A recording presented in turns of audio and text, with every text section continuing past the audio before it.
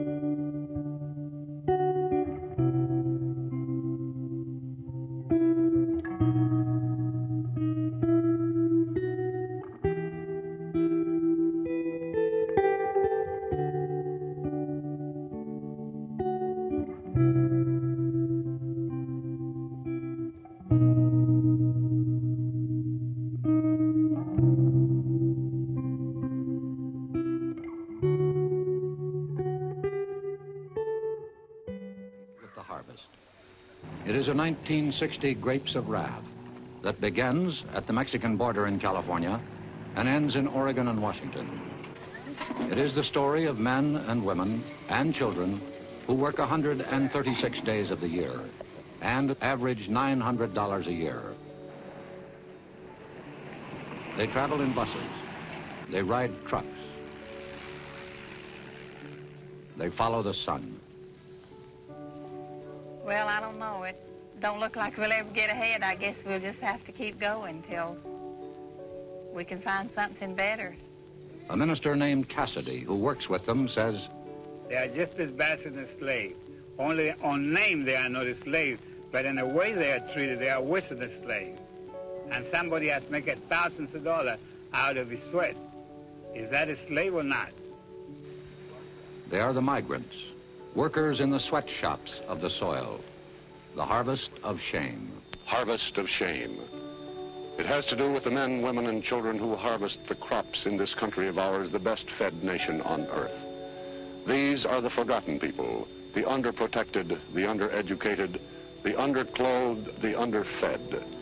We present this report on Thanksgiving because were it not for the labor, of the people you are going to meet. You might not starve, but your table would not be laden with the luxuries that we have all come to regard as essentials. We should like you to meet some of your fellow citizens who harvest the food for the best fed nation on earth.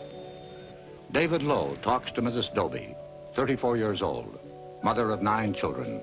Mrs. Doby, what things do you pick up north? We pick strawberries and cherries. Who works with you out of this family here? Everybody except the baby. Who takes care of them in the field? Well, they just kindly stay along with us or take care of themselves. The one that can't walk usually stays in the baby buggy. What is an average dinner for the family? Well, you mean what do we have in? Yes. Well, I cook a pot of beans and fry some potatoes or some corn or something like that. How many quarts of milk do you buy for the children? Well, we don't have milk except maybe when we draw our paycheck, we have milk about once a week. For all these children, you have milk? The baby has, she is on the bottle, and she uses about 15 cans of milk a week. But the older children have milk about once a week. Do they like to drink milk, Mrs. Doby? Yes, they like milk. The only reason I asked that question, I was quite shocked that they had milk only once a week. Just thought they didn't like it, but they like milk, but well, there's so many, a gallon of milk will make them a glass around, and so we just can't afford it every day. What do you want most for your children, Mrs. Doby? Well, I'd like for them to have a career, whatever they'd want to be when they got older. Of course, the smaller ones, don't realize yet to know what they'd like to be. But the older girl, she'd like to go to school if she could. Of course, she'll probably be like the boy, have to quit as soon as she's old enough. She really likes to go to school, but she had to miss last week because she had to keep the baby for me to work. Mrs. Doby, wouldn't you ever care to have a house of your own? I'd like to have a house if we plan to buy one. If we could ever get enough to pay down on one, we'd buy one. Do you think this will ever happen? Well, it don't seem like it. Lowe has been following the migrants for the past 9 months. Some are freewheelers who travel as a family unit. He met the Parsons family as they were about to leave Belglade tomatoes for Indiana strawberries. Mr. Parsons, do you think the farmers you work for care about your problems? No, sir. They're not in particular worried about you. They just want their stuff out and you get away as quick as possible. Would you say that you're welcomed when you're needed? Well, that is the only time that you are welcome is when they are needing you. They're friendly and everything, but once they're done with you, well, they'd rather for you to move. Did they ever ask you to leave their places? Oh, yeah. They tell you if you're finishing up like tomorrow, well, they had rather for you to be out and gone in about 3 days, and that way it'll cut down on their electric bills and all of the other stuff. What do you want most in this world for you and your family? I'd like for my family to be well, stay together as much as possible. I'd like to be on a farm somewhere out away from so many people to where they could attend one church and be interested mostly in one school. And that way I believe they'd all be better satisfied. Mr. Parsons, do you think this will ever happen? Not the rate that I'm going now, no. This is the Roach family, looking for work. Mr. Roach, how did you happen to come to this place? Well, I came to Augusta, and I was talking to some people, and they told me to come on down to Waycross, that it was a lot smarter work around Waycross, see? Well, how many miles have you been traveling looking for work so far? About 1,600 and something. Mr. Roach, where did you spend the night last night with your family? Over in the woods. Pulled up on the side of the road, a little dirt road, and slept in the woods, outside the car. May I ask you, sir, what did you have for dinner and your family last night? Well, we had bologna sausages and loaf bread. That isn't very good food for a growing family, is it? Well, we made on it. How much money do you have in the world right at this moment? I only have about $1.45. Well, what do you intend to do about food for your family today? Well, I've always worked and I always figured I could get work. I had never been where I couldn't get a little something to do. All right. So a lot of you probably like, yo, Kurimeo, but you're only showing the pale face, or you're only showing white people, Kurimeo. Well, we all know there was the so-called Negro was, working under these conditions as well. I want to show an example, but I want you to focus on what the lady says at the end when he asks her, "Do you think you'll ever get out of this?" And let's hear her reply compared to the other people's, the pale-faced people's reply. All right. Mrs. Brown, how did the children fare on the journey up north? Well, they got kind of fretful, and got so riding, handling them. But we made it. Miss Brown, may I ask how old you are? I'm 37. Mrs. Brown, how many years have you been working in the fields? All my life. Do you remember how old you were when you started? I was about 8 years old. Would you like to get out of this work? I sure would. Do you think you'll ever be able to? I'm hoping so. Everyone who knows anything about this situation agrees that the best hope for the future of the migrants lies in the education of their children. But for the children of migrants, education is not easy to come by. There are 600,000 of them. Most state child labor laws ignore farm children. And so far as the children of migrants are concerned, almost without exception, they leave school at the age of 16 forever. We live anywhere, in a tent, under a shade tree, under a river bridge. We drink water out of a creek or anywhere we can get it. 5 or 6 families drink out of 1 cup, a tin can, or anything else. We're to blame. We tolerate that stuff. If we stick together and say we won't do it, we won't pick your chairs until you give us some restrooms in the field for the ladies, some for the men, and some water fit to drink, we won't pick them. We get them. And what I found in the course of my research is there was a persistent demonization of poor white people. In other words, in many eras in white society, if you were poor, it was tantamount to being a criminal. And that criminalization was then a connotation for making you a slave. And this slavery, by the way, this villainage, even was hereditary.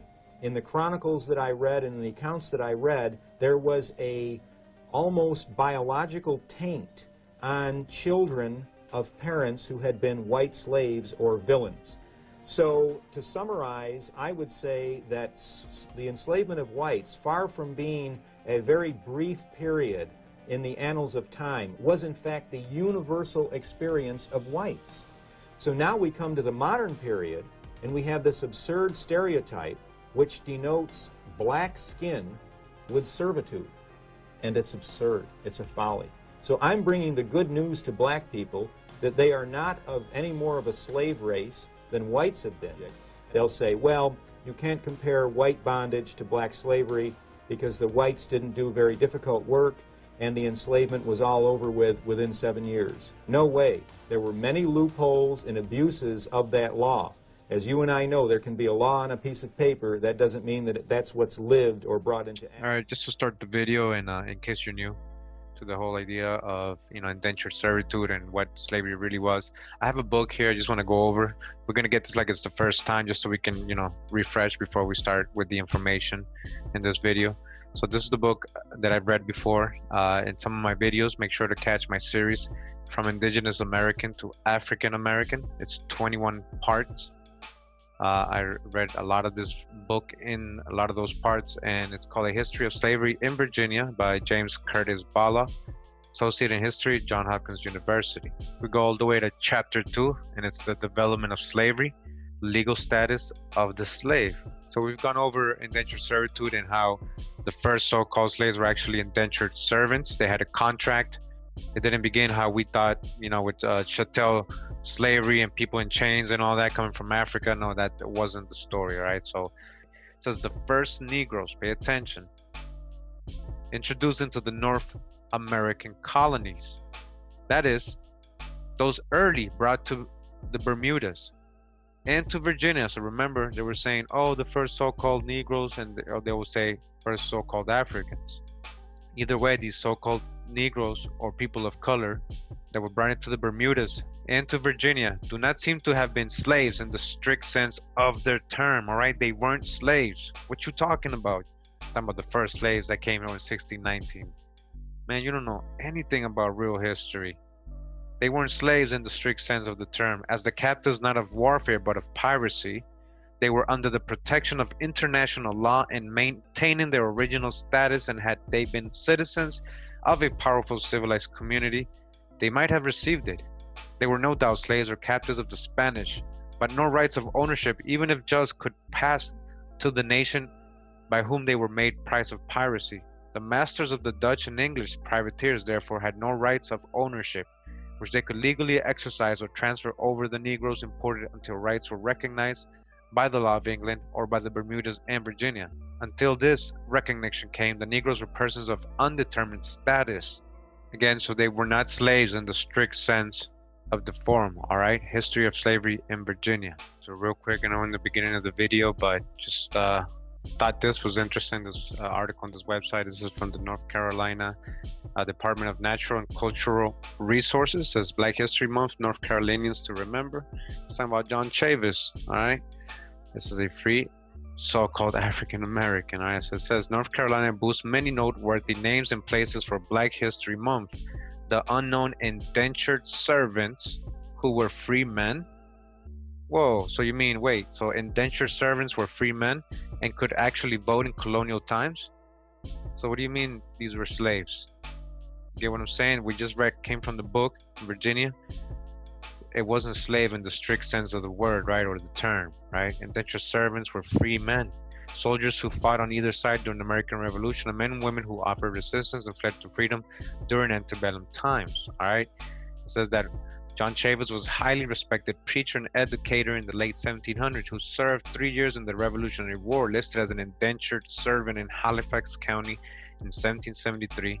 And by 1789, he was recorded as a free black owning one horse in Mecklenburg County, Virginia. All right. Indentured servant, free. He had his contract. It was over. He got his freedom dues. So I want to get into this book now.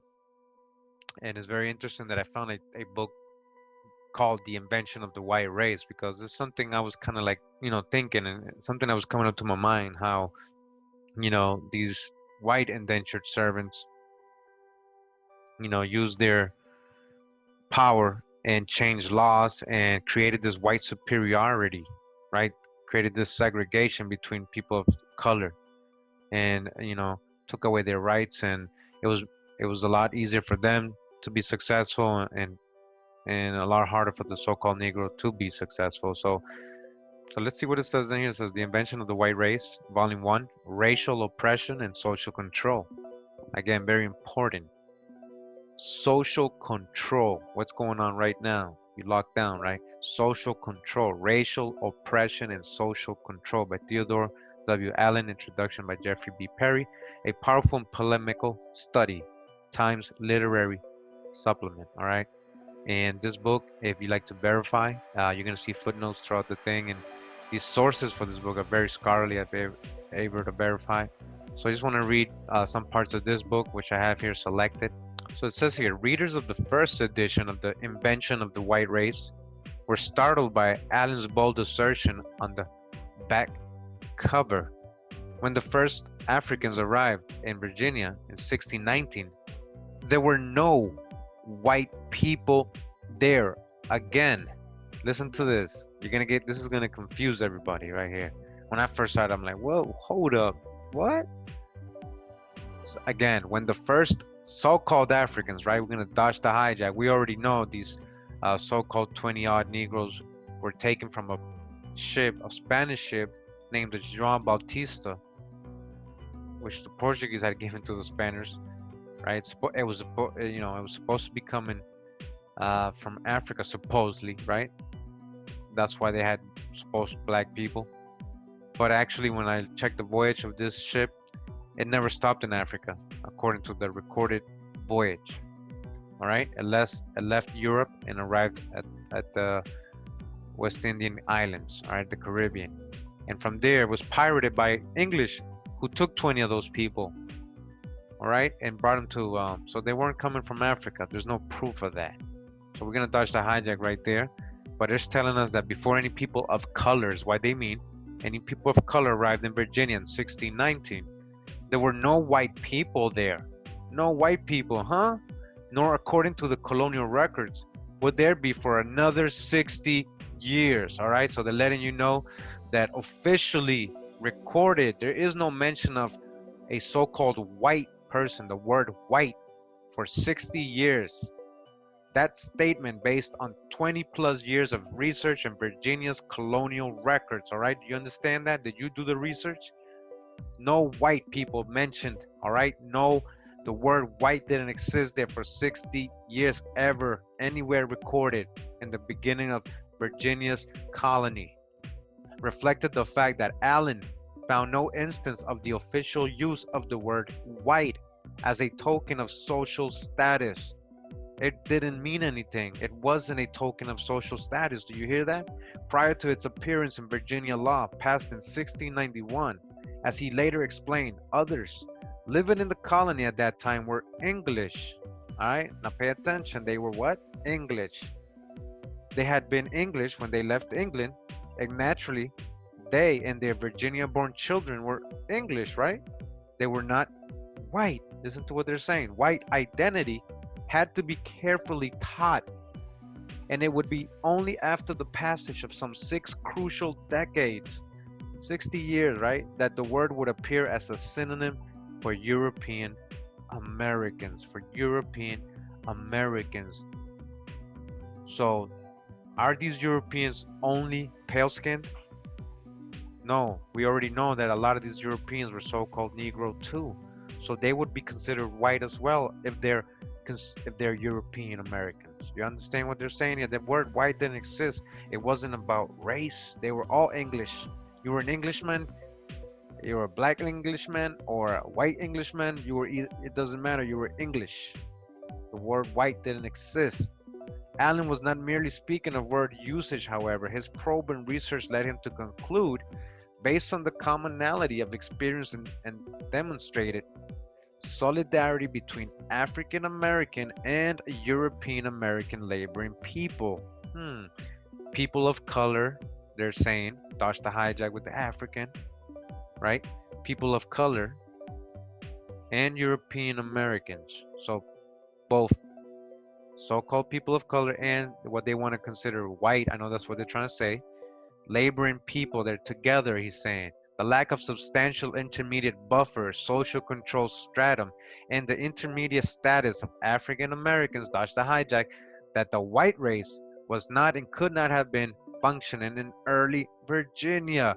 The white race was not functioning in early Virginia. So the white race was not functioning in early Virginia, really. All right, so just to continue, we're going to talk about something we've already addressed and shown. All right, but right now we're in the Smithsonian Magazine. It says here, the horrible fate of John Kaiser, the first black man to be declared slave for life in America. All right, the first black man to be declared slave for life in America. Oh, you thought it was all so-called black men that were already slaves that were coming in from you thought they were all already slaves for life. That's what you thought, right? Actually, this was the first person that was legally, officially put in perpetual servitude and treated as chattel. It says here, black people in early America weren't slaves. After this lawsuit, they could be. You understand what's going on here? Smithsonian Magazine. But Kurimeo, Indentured Servitude, and slavery is 2 different things. It's not the same. You're not understanding what I'm teaching. You're not understanding what real history is. Again, this ain't me. It says, black people in early America weren't slaves. But after this lawsuit, they could be. We've already gone over Anthony Johnson and what he did to his slave, right? And here they go, they show a tobacco field. All right. It says, the only day definitely connected to John Kaiser's life is this day in 1654, 1655. Look at the times. All right, 1650s. It's not when he was born, when he achieved something, or when he died. It's when he became a slave. Kaiser was originally in what? An indentured servant. Aren't we learning about indentured servitude? We already know what that is, right? These weren't slaves. Remember, These times, everybody was an indentured servant contract, which meant he was practically a slave in some senses. So now, but when they label white Europeans indentured servants, they want to say, oh, it's not the same as the Negro slavery, right? They want to say in other articles, but right here now they're trying to say practically a slave. All right. So any indentured servant, not just this person, Kaiser, who's a so-called Negro, was practically a slave. So anybody who was under indentured servitude was practically a slave. You can't rule out anybody else just because you want to, all right? Everybody was being treated as practically as a slave if you're an indentured servant. But what was bought or sold wasn't him. It was his contract of indenture. You hear? It wasn't your person. It wasn't your body. It was your service. It was your work that they wanted, your labor, your contract of indenture, which obligated him to work for its holder for the period of it said. At the end of that time, indentured servants who could be of any race were considered legally free and sent out into the world. Continuing says, this might sound like a rough deal, but indenture was how the British colonizers who lived in what will later become the United States managed to populate the land and get enough people to do the backbreaking work of farming crops like tobacco in the South. Hold up, Smithsonian Magazine. Are you telling me it's not Africans that the British used to populate the land and get enough people to do backbreaking work, to farm the crops like tobacco in the South, right? The South, where a large population of what so-called Negroes were supposedly have been enslaved in plantations that were supposed to have come from Africa. Now you're telling me something else, Smithsonian Magazine?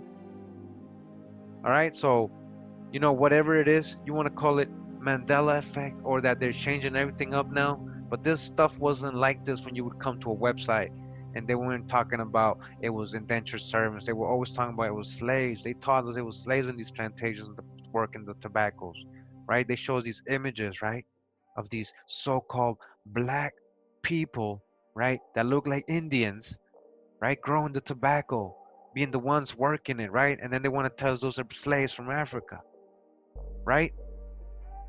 So what's the deal? Now they're telling us it's British indentured servants they had. Where were they getting these indentured servants, these British, right? We already know the story. Convicts, undesirables, Indians, not Africans. They ain't going to Africa to get indentured servants. That wasn't part of the venture of Virginia Company. People who survived their period of indenture, many didn't, went on to live free lives in the colonies. All right, they got freedom, often after receiving some kind of small compensation like clothes, land, or tools to help set them up. Again, land, 50 acres. Writes Ariana Kyle for Today, I found out. That was the incentive that caused many poor whites, and now they want to say the poor whites, to indenture themselves and their families and move to the so-called New World. It wasn't just so-called whites. That's the hijack. You got to dodge it, right? We're going to break the spell. We're going to break these many layers. We're going to uncover all these layers. You got to follow me, right? You got to go back to the other videos if you're new, right? There was also people of dark complexion, people of color who were what you call Black Britons, Black Irish, Black Scots, Black Germans, Black Swedish, Black Portuguese, Black Spaniards being indentured over here too. It wasn't just white poor people. All right, so dodge the hijack on that. But they letting you know here, slavery didn't exist how you were told, right? But Africans who were indentured were often captured and brought over against their will. So now they're adding their hijack, because they got to add that, you know, because they know so-called Negroes were indentured too. They weren't slaves, so now they got to try to figure out where they came from, right? So they got to go with the hijack, right? No genealogy is leading back to Africa. In fact, genealogy is actually correlating with what we're studying, because we see that most of these people were American Indians in their genealogy, and some had European in them. That makes sense if all these Europeans were being brought over here as indentured servants. All right, so now they're saying Africans were brought over here against their will. Well, didn't these poor whites also get brought here against their will? See, this is what I'm saying. See how they're throwing the hijack in a little bit. They want to act like they came in on their own. No, a lot of these people were what? Spirited away, kidnapped, right? Convicts. This was a penal what? A penal colony. They were dumping convicts over here against their will. Not just so-called Africans, not just people of color. That's what happened to the holders of Kaiser's indenture. Anthony Johnson, all right? Anthony Johnson. We went over Anthony Johnson from way back in my series, from Indigenous American to African American, where we talked about him, you know, going into this law suit to regain possession of his indentured servant Kaiser, who had actually won his freedom because he said he was holding him against his contract. It had expired and all that, and he actually, but let's read on to it right here. It says Johnson served out his contract and went on to run his own tobacco farm and hold his own indentured servants, among them Kaiser. So Open Mija was able to find some information on Anthony Johnson on the website Free African Americans, People of Color, or something like that. freeafricanamericans.com, something like that. And he was able to find the Johnsons and the history and how he was able to free himself and how much land he got after that. You understand what's going on here? This is a person of color. Anthony Johnson was what you call a so-called Negro. All right? He wasn't an African. There's no proof of him being African in any way, right? He is most likely one of those 20-odd Negroes that came in on that ship that was pirated from the Caribbean off the coast of Veracruz. Anything else before that is conjecture. They have no proof. What we can prove is that he was taken from the Caribbean. That's what we can prove. All right? So Anthony Johnson was an indentured servant. He wasn't a slave. He got his freedom. After he did his contract, his work, he provided his service, he got his freedom. And what did he do? He got his own land. He got his own indentured servants / slaves, and that included not just Kaiser, who was a so-called Negro, so he had Negro slaves. He also had white, pale-faced European indentured servants. It was no discrimination. And back then, they were grabbing them, especially European convicts, indentured servants. They were cheaper. We've read this. A lot of the times they were cheaper. We've read this. All right, so dodge the hijack on all this. Smithsonian Magazine, they're leaking a little bit of the truth. They're leaking a lot of the truth, actually, but they're trying to throw in their hijack always, right? But again, Anthony Johnson did the same thing, and he had Kaiser as one of his servants. At this time, the colony of Virginia had very few black people in it. Johnson was one of the original 20. One of the original what? The original 20? Do you understand what I just said before this? 16, 19, those 20 odd Negroes. He was one of them. He wasn't no African, and he wasn't a slave in chains. He just worked his service. He got paid for it. He got land. He got his freedom, and he had his own indentured servants / slaves. All right, and now they're saying there was few black people in it. Dodge the hijack, because you've been here since creation. You're the American Indians. What do you mean there's no black people in Virginia? You understand the hijack in that? How big the hijack is in that statement they're making right there? That was a very bold statement. Smithsonian Magazine. They can never prove that right, and we can definitely prove them wrong. We know that. And the colony of Virginia, again, we already know, we just read, right, The Invention of the White Race. We're going to go back to that book. That white race that had no power. It didn't exist. It wasn't even in records till 60 years after 1619. And this whole time, Anthony Johnson existed. And that's why I came over to read this. Anthony Johnson's time, that word white never existed in records. It was just Englishmen and European. Christians, remember, Christians. That included both complexions, dark and light, dark and pale. After a disagreement about whether or not Kaiser's contract was lapsed, a court ruled in favor of Johnson, and Kaiser saw the status of his indenture turn into slavery, where his contract was considered property. Kaiser claimed that he had served his indenture of 7 or 8 years, and 7 more years on top of that. He even did 14. I mean, he did double.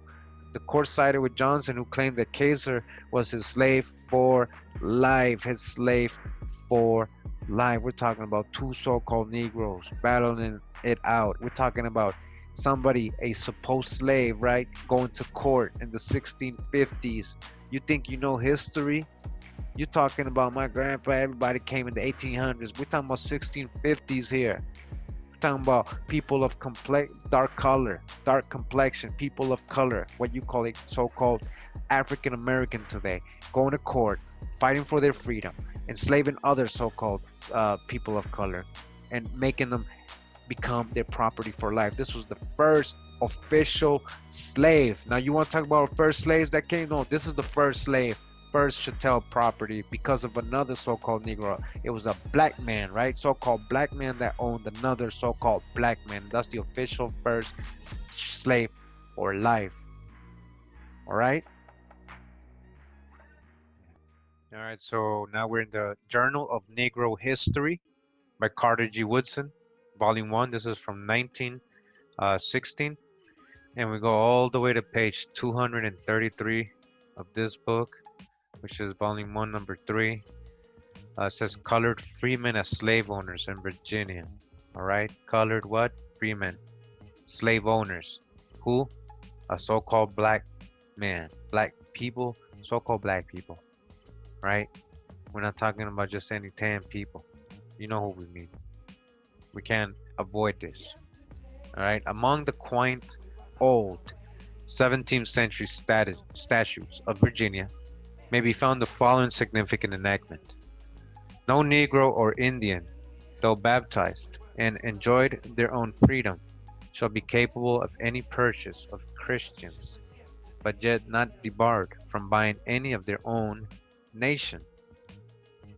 Now listen to what it says here about Christians. Remember what I said, what it meant. It says Christians in this act means persons of the white race.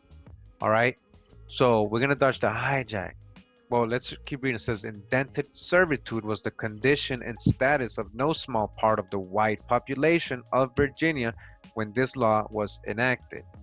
All right, so Christians, in actuality, there's no real proof that it actually meant a specific complexion colored person, like a white pale-faced person. It actually just meant Englishman or European. Englishman, instead of them being called indentured servants, they consider themselves Christians. That's what, see the parentheses? There's a parentheses here. All right, it wasn't just white. While it is not a part of our purpose in this article to show that white servants were ever bound in servitude to colored masters, all right, they're saying, we're not trying to say, listen to what they're saying. They're saying, we're not trying to say that there was white people, slaves to black masters or people of color or Negro masters, right? It says the inference from this prohibition upon the property rights of the free Negroes is that colored freemen had at least attempted to acquire white or Christian servants. They're letting you know straight up they wouldn't make laws like this, right? Why do they make laws? We know. If you're good at laws, you know why they make laws, right? Something happens, it keeps happening. Eventually, they make a law about it, right? To make it stop happening, right? So obviously, for them to make a law of something, telling a Negro or an Indian, which is basically cancels, it's the same thing. Remember, dodge the hijack. So a person of color cannot own a what? A Christian, a European, an Englishman, not just a white person, but an Englishman. So they could only own themselves. It says anybody considered a status Negro or Indian. So that meant that they were able to before, because they had to make a law about it. You get it? They had to make a law about it. It was happening. There was Negro people owning white people in Virginia. It was happening. They made a law to make it stop. In a revision of the law 78 years later, it was deemed necessary to retain the prohibition and to annex the provision that if any free Negro or mulatto shall nevertheless presume to purchase a Christian white servant, such servant shall immediately become free. And if they attempt to, then they should be free, they said. Continue on page 234, it says, if we see in these laws nothing more than precautionary measures against a possible reversal of the usual order of white master and black servant to that of a black master and white servant. They are nevertheless significant as commentaries on the extent of the remaining unimpaired property rights of a black freeman. You see what they're letting you know here. They were trying to maintain a specific order. Remember, the invention of the white race. Remember what they were doing. Disenfranchising the so-called Negro, making it harder for him to be successful. They wanted a specific order, which was white master and black servant. They made it a race thing. It wasn't a race thing. Remember, they were calling themselves Christians. All right? Listen to what it's telling you here. Only in the light of these prohibitions do we see the full significance of the last clause of the act, which reads, but yet not debarred from buying any of their own nation. But they what? The law said, but you guys can still own your own people, enslave your own people. With no evidence beyond this explicit admission in the written law of the right of free Negroes to own servants and slaves of their own race, it could scarcely be doubted that there were in the colony colored men known to the framers of this law who held to service persons of their own race and color. But when the court records are open and the strange story of the free Negro, Anthony Johnson's strange story is a strange story. You get it? It's a strange story. They're going to tell you it's a strange story. That's the hijack. This is so strange. What do you mean a black man owned another black man? What do you mean he made him become a slave for life? What are you talking about, Kurimeo? That's a strange story. Just like this journal saying. It says, Anthony Johnson and his slave John Kaiser is read and understood. We are forced to a realization of the impartial attitude of the law toward black masters, not only in its outward expression, but also in its actual application. The story of relation of these two black settlers in the young colony is worth relating in the quaint language of the times, word for word, as it appears in the manuscript records. It says here, the deposition of Captain Sam Goldsmith, taken in open court, 8th March 1654, saith that being at G house of Anthony Johnson, Negro, about the beginning of November. Remember, Anthony Johnson is a Negro, right? In the beginning of November, last to receive a host of tobacco, a Negro called John Kaiser came to his deponent, told him yet he came into Virginia for 7 or 8 years of indenture, yet he had demanded his freedom of Anthony Johnson. His master further said he had kept him servant 7 years longer than he should or ought, and desired that his deponent would see he might have no wrong, whereupon your deponent demanded of Anthony Johnson his indenture. All right, so they're saying he's complaining. John Kaiser's going to this dude saying, yo, man, he held me. He already worked for 7 years, and he held me on top of that another 7 years, and I need you to help me with my indenture. I guess he's trying to give his indenture to him. It says, Anthony Johnson said he had G. Negro for his life. But Mr. Robert George Parker said they knew that G said Negro had an indenture in one Mr. Sandy's hand on G other side of G Bain. Further said Mr. Robert Parker and his brother George, if the said Anthony Johnson did not let go of Negro go free, he said Negro John Kaiser would recover most of his cows from him, G said Johnson.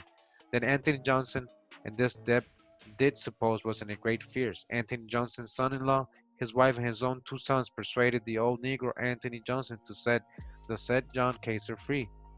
All right, so that was when he set him free, and then he went to court, right? He went to court, and he got him back for life. It says John Kaiser was not, however, permitted to enjoy long his freedom. Johnson decided to petition the county court to determine whether John Kaiser was a slave for life or a servant for 7 years of indenture. The court record of the suit is as follows. All right, it says, whereas complaint was this day made to G court by G humble petition of Anthony Johnson the Negro, Mr. Robert Parker, that he detaineth one John Kaiser, another Negro, right? Another a Negro on a Negro. We're talking about a court case, 1650s people, all right? The plaintiff's servant under pretense, yet the said case is a free man. The court, seriously considering a maturely weighing G premises, do find that G said Mr. Robert Parker most unrightly keepeth said Negro John Kaiser from his right master Anthony Johnson, as it appears by the deposition of Captain Small Goldsmith in many probable circumstances. Be it therefore G judgment of G court in order that G said John Kaiser Negro shall forthwith be turned into G service of his said master Anthony Johnson, and that the said Mr. Robert Parker make payment of all charges in the suit and execution. So they returned John Kaiser over to Johnson. The court returned it to him. And it says, and thus sustaining the claim of Anthony Johnson to perpetual service of John Kaiser, the court gave judicial sanction to the right of Negroes to own slaves of their own race. Indeed, no earlier record to our knowledge has been found of judicial support given to slavery in Virginia. To judicial support, no earlier records. It didn't exist anywhere. So there was no records, right, of any judicial support for chattel slavery before that. In Virginia, do you understand that? 1650s, it didn't exist. And additional gleanings from the records show that this black slave master, again, this black slave master was a respected citizen of wealth. He had money. He was a very wealthy black slave master and one of the very earliest Negro arrivals upon this continent, if indeed he was not one of the first 20 brought in the Dutch man of war in 1619. You see that? Every doubt of the correctness of this assertion should be banished by perusal of the somewhat detailed evidence upon which the conclusion is based. The discovery of the fact that Anthony Johnson was a slave owner led to a further examination of court records and land patents for additional information concerning him. In the court records of Northampton County in 1653, it was found recorded that Anthony Johnson, Negro, has this day made his complaint to G Court that John Johnson Sr. most unrightly detained a patent of his for 450 acres of land, which patent John Johnson Negro claimeth and boldly affirms to be his land. You see, he went to court with another so-called Negro, another John Johnson. All right, they're fighting with some land. A search in the early land patents of the state revealed a grant by the authorities of the state of 250 acres of land in Northampton County to Anthony Johnson, a Negro. The grant was made as head rights. Remember what a head right was. This was how they received indentured servants, and every indentured servant they got 50 lands. The colony gave the person 50 acres for every indentured servant the person had or brought over from Europe. All right, so the head right system in the colony. Still, upon the importation by the Negro of 5 persons in the colony. So again, the grant was made as head rights upon the importation by the Negro of 5 persons into the colony. So he got 5 people, right? So that would be 250 acres, 50 acres for each. Still pursuing the record of this black freeman who was able to maintain a slave, the following was discovered in the records of the County Court of Northampton. So they're finding all kinds of stuff when they study Anthony Johnson's history, right? And real quick in Wikipedia, Anthony Johnson, it says colonist, right? It don't say slave. He's a colonist. It says was a black Angolan Dutch to hijack. There's no proof of that. I told you he came. First of all, they don't even know if he's one of the 20 odd because they confuse him with somebody in 1622 in another ship. So they don't even know, right? And even if he was from the 1619 ship, they got him off Veracruz on the Caribbean. There's no proof of that ship coming from Africa. I left Europe. I got the voyage. You can look it up. Find the ship voyage and show me a record of it leaving Africa or Angola. All right, so remember, Angola, the actual country Angola, was a colony of Brazil. Brazilians went to Angola and colonized it and brought many Brazilian Indians over there to work and even serve in the military over there. We've got this information before already. I'm talking about 1600s. All right, it says he said he was he's known for achieving freedom and wealth in the early 17th century colony of Virginia. All right, he was one of the first African American Dutch to hijack property owners and had his right to legally own a slave recognized by the Virginia courts. held as an indentured servant in 1621. He earned his freedom after several years and was granted land by the colony. He was an indentured servant. He later became a successful tobacco farmer in Maryland. He was a plantation owner. He attained great wealth after completing his term as an indentured servant, and he has been referred to as the Black Patriarch of the first community of Negro property owners in America. Oh, really? He's the black, so-called black power, right? Black Patriarch. He had slaves. Oh, it's okay. It's okay, Kurimeo, because he's black. Kurimeo, it's okay. We're only going to hate on the white, pale-faced people who had slaves.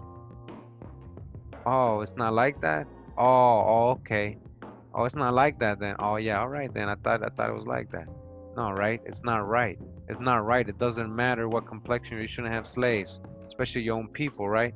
If it is your own people, if all people of color are the same, and obviously I'm showing you they're not right here, right? Now look at this. Early life, in the early 1620s, slave traders captured him in Angola, it says. That's no proof of that. All right? And gave him the name Antonio and brought him to the Americas, where he was sold to colonies in Virginia. Now look at this. There's no quote for this one. This line, there's no quote, right? Now it says, and the next line says, as an indentured servant, Antonio worked for a merchant at the Virginia Company. Now we have quotes for that, right? Because that is history, not the Angolan part. That's the hijack they throw in there. I've already shown the research. He sailed to Virginia in 1621 aboard the James. See? Now he sailed to Virginia aboard the James. Where was the James coming from? The Virginia muster census of 1624 lists his name as Antonio, not given recorded as a Negro in the notes column. All right, we just got that. Historians have some dispute as to whether this was the Antonio later known as Anthony Johnson. As the census lists several Antonios, this one is considered the most likely. You see, they don't even know if they have the right one. So now they're making up a whole Angola thing and they're trying to link it up because these people are not supposed to exist. They're not supposed to be black people, owners, plantation owners, or free or indentured servants. They never taught you about indentured servitude. They wanted you to think Kunta Kinte. That's all they wanted you to think. All right? Johnson was sold as an indentured servant, though. That's quoted. That we can research that. To a white planter named Bennett to work on his Virginia tobacco farm. Slave laws were not passed until 1661 in Virginia, all right? He wasn't a slave because it wasn't even there. It didn't even exist until 1661, really. Prior to that date, it says hijack Africans, so-called Africans, right? People of color were not officially considered to be slaves. People of color were not officially considered to be slaves, all right? We got many quotes here. And this is where it brings us. We've read this indentured service in the U.S., right? Indentured service, and it talks about white Europeans. We've read this in the last video. All right, go get it, PBS. This is history. Such workers typically worked under a limited indentured contract for 4 to 7 years to pay off their passage, room, board, lodging, and freedom dues in the early colonial years. Most Africans in the 13 colonies were held under such contracts of limited indentured servitude. With the exception of those indentured for life, they were released after a contracted period, with many of the indentured receiving land equipment after their contracts expired or were bought out. Most white laborers in this period also came to the colony as indentured servants. Again, most white laborers, all of them, all the white laborers that came were indentured servants too. Let's not forget about the white ones, okay? They're letting you know. Antonio almost lost his life in an Indian massacre, it says in 1622, when his master's plantation was attacked. The Powhatan, who were the Native Americans dominant in the Tidewater, Virginia, were trying to evict the colonists from their lands. The Powhatans were like, yo, you guys are in our lands, get out of here. They attacked the settlement where Johnson worked on Good Friday and killed 52 of 57 men. The following year, 1623, Mary, listen to this, a Negro arrived from where? From England. Remember, from what ship? Aboard the Margaret and John. This is historic. You can research that. A Negro from England. A Negro from England. Again, marry a Negro from England. Again, marry a Negro from England. Not Africa. That was his wife eventually. All right. She was brought to work on the same plantation as Antonio, where she was the only woman. It says Antonio married and lived together for more than 40 years. All right. Sometimes after 1635, Antonio and Mary gained their freedom from indenture. Antonio changed his name to Anthony Johnson. He first entered the legal record as a free man when he purchased a calf. So maybe it's because his dad's name was John. That's why he's a John son. right? So he got his freedom. His wife was from England, another Negro. He wasn't from there originally. So these two foreigners set up shop, and even though they're black, they set up shop, took land from the Powhatan Indians, and enslaved other Negro people. All right? This is history you don't even imagine existed. All right, so real quick, just to verify that info about Anthony Johnson and his wife, Mary, and what they're listed here says the original list of persons of quality: emigrants, religious exiles, political rebels, servant men sold for a term of years, apprentices, children stolen, maidens, pressed, and others who went from Great Britain to the American plantations. From where? From Great Britain, not Africa, from Great Britain in the 1600s to 1700s, with their ages, the localities where they formerly lived in the mother country, England, not Africa, the names of the ships in which they embarked, and other interesting particulars. From manuscripts preserved in the State Paper Department of Her Majesty's Public Record Office in England, edited by John Cannon Houghton. All right, we go to page 255, and we're in this muster, which means this census. All right, this muster, and this census is of the inhabitants of Warris-Koyak, taken the 7th of February 1624. It says the muster or census of Edward Bennett's servants. So Bennett, and these are his servants. These are his servants. Edward Bennett servants, all right, in Virginia. And it lists here Antonio a Negro, right? Antonio a Negro. That's Anthony, right? Remember, this is 1624. And it also lists who? Marry a Negro woman in the Margaret and John. 1622. She came in the Margaret and John ship. Marry a Negro woman came in the Margaret and John ship. Now, what is significant about that is that the Margaret and John ship, we already know the title of this book is from Great Britain, but that ship left England. It was coming from England. She's a Negro woman from England who married Anthony, another Negro, who's also not from this country. Remember, he was brought up, if it's the same Anthony from the first 20 odd, he was brought up from the Caribbean, stolen from the Caribbean off a ship, Spanish ship. All right? So they marry, and then they have slaves of so-called Negro people slaves, and also white pale-faced people, servants or slaves. Got the Virginia Commonwealth University, emancipators, protectors, and anomalies, free black slave owners in Virginia. An anomaly because you're a black person who's a master, so they have to try to write this somehow as an anomaly because they're finding this in the record. And on page 321, it says, free black slave ownership was less complicated when it began in the 1650s. When it began in the 1650s, black slave owners in the 1650s. So what are you talking about? African slavery and blacks have been oppressed, and there was people who actually oppressed their own people. So it wasn't about a complexion thing, is what I'm trying to show you here, right? Free black ownership was less complicated when it began in the 1650s, but when it threatened to grow, legislators took quick action to limit it. More famous than either Archibald Batty or Pharaoh Shepherd was Anthony Johnson of the Eastern Shore, one of the earliest so-called Afro-Americans to own any kind of bondsman in Virginia. Indeed, in 1655, Johnson successfully petitioned for judicial reversal of a court-ordered emancipation of his servant 1 year earlier. But Johnson would be one of the last of his people in Virginia to next turn to have and hold another human in servitude. Yeah, sure. So, again, Anthony, first so-called person to hold somebody in perpetual servitude, chattel property for life. A black man on another so-called black man. John Kaiser, look at the case. Go back to my previous videos. We got the whole case. As we're back in the book, the invention of the white race. Again, we left it earlier. Remember what I was telling us, that there was no white people, at least records of anything called white or anybody called white for 60 years after 1619. All right?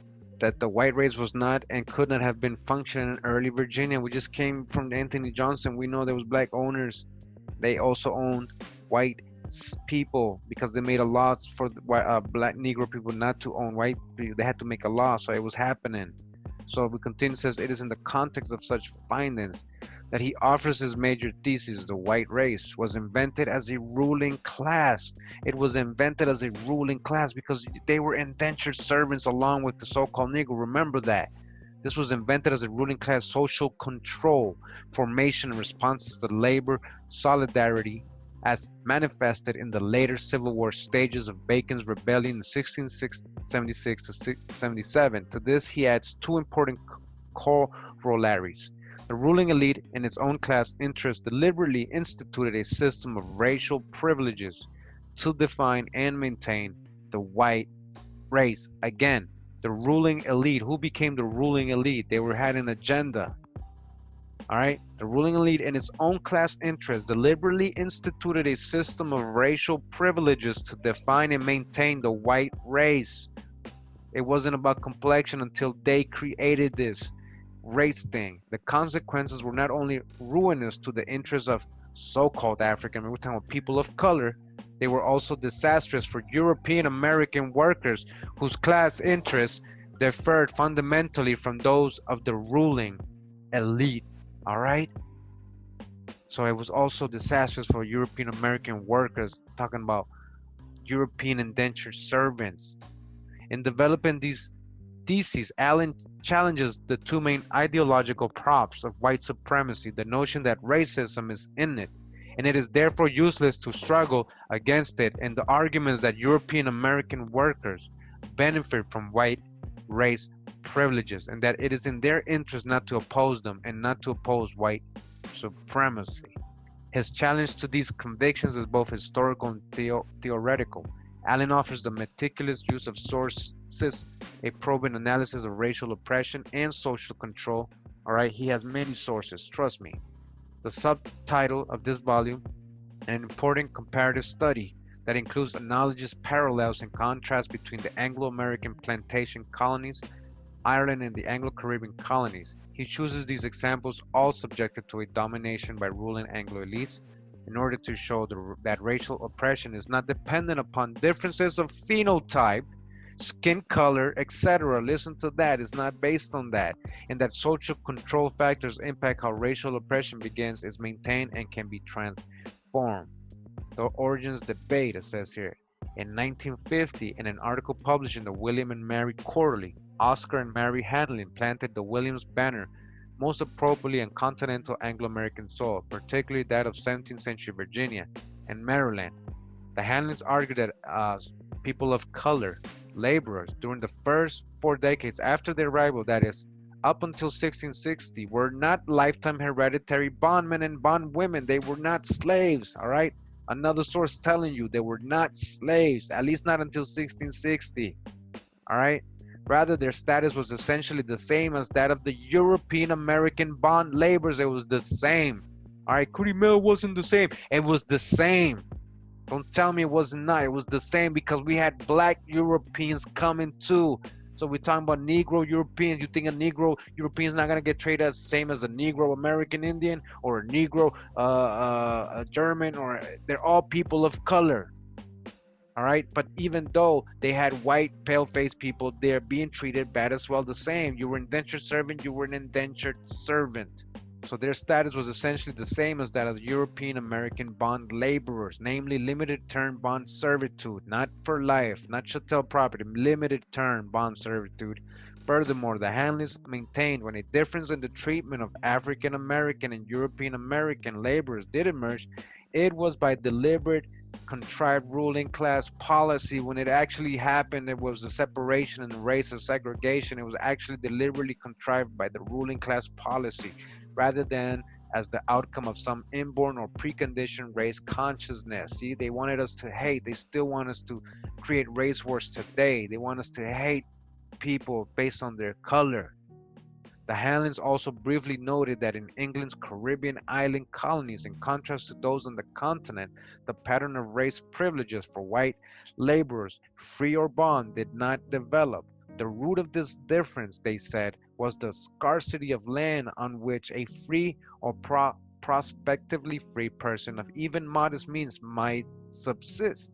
The basic historical fact upon which the Handlins rested their thesis, the non-slave status of colored people in early Virginia, had long been established in the opinion of a number of the most eminent scholars in that field. All right, many people already had proven this.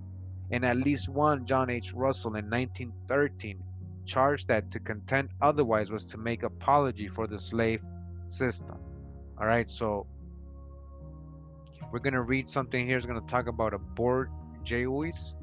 All right, and it says here, a bourgeois is a middle class, basically. That's what it means. A bourgeois is kind of saying like the middle class, right? Typically with reference to its perceived materialistic values and conventional attitudes. A capitalist class who owns most of society. So it says here, the second policy was deliberately calculated as a social control measure. It was in this connection that Morgan made his most valuable contribution to the socio-economic analysis of the origin of racial slavery. The plantation bourgeois, or middle class, right, did not hold Morgan's low opinion of the bond laborers as potential rebels. Their ultimate fear was that freemen, with disappointed hopes, should make common cause with slaves of desperate hope, and jointly reenact their part in Bacon's Rebellion of 1676, in which African-American Anglo-bond laborers together had demanded an end to bond servitude. All right, so who? People of color and Anglo or white people, pale-skinned people, all complexions. What did they do? They demanded together an end to bond servitude together. Against this danger, the answer, obvious if unspoken and only gradually recognized, was racism, to separate free whites from dangerous slave blacks by screen of racial contempt. You hear that? Don't let them unite. We got to separate them. All right? Separate the free whites from the dangerous slave blacks by a screen of racial contempt. Morgan then proceeded to catalog and analyze a series of acts passed by the Virginia Assembly over a period of some 35 years, culminating with the revisal of the laws of 1705, whereby the Assembly deliberately did what it could to foster the contempt of whites for blacks and Indians. He argued that European Americans of the laboring class, since they were not slave owners, did not derive any direct economic benefits from the establishment of slavery. But according to Morgan, the small men, the old rebellious types, were allowed to prosper and were accorded social, psychological, and political advantages. He's talking about the difference between what they were doing with indentured servants coming out of Europe and so-called Negroes. They were called Negroes here, which basically were most likely Aboriginal Indians as indentured servants. So they're highlighting the differences, and he's letting you know that the European indentured servants were actually allowed to prosper and were accorded social, psychological, and political advantages. The deliberate, calculated result was to turn the thrust of exploitation away from the European American petty middle class and align them on the side of the exploiters, that is, the slaveholders. Morgan also noted that as Christian whites, even the so if there's Christian whites, because there's actually a list of a bunch of Christian Negroes in that other muster, that old book I just came from. All right. So if there's Christian whites, meaning there's Christian Negroes. Why do they have to say Christian whites? Even the unpropertied European Americans, including bond laborers, were offered a number of benefits previously denied them in order to alienate them from their colored fellow bondmen and bondwomen. You see that?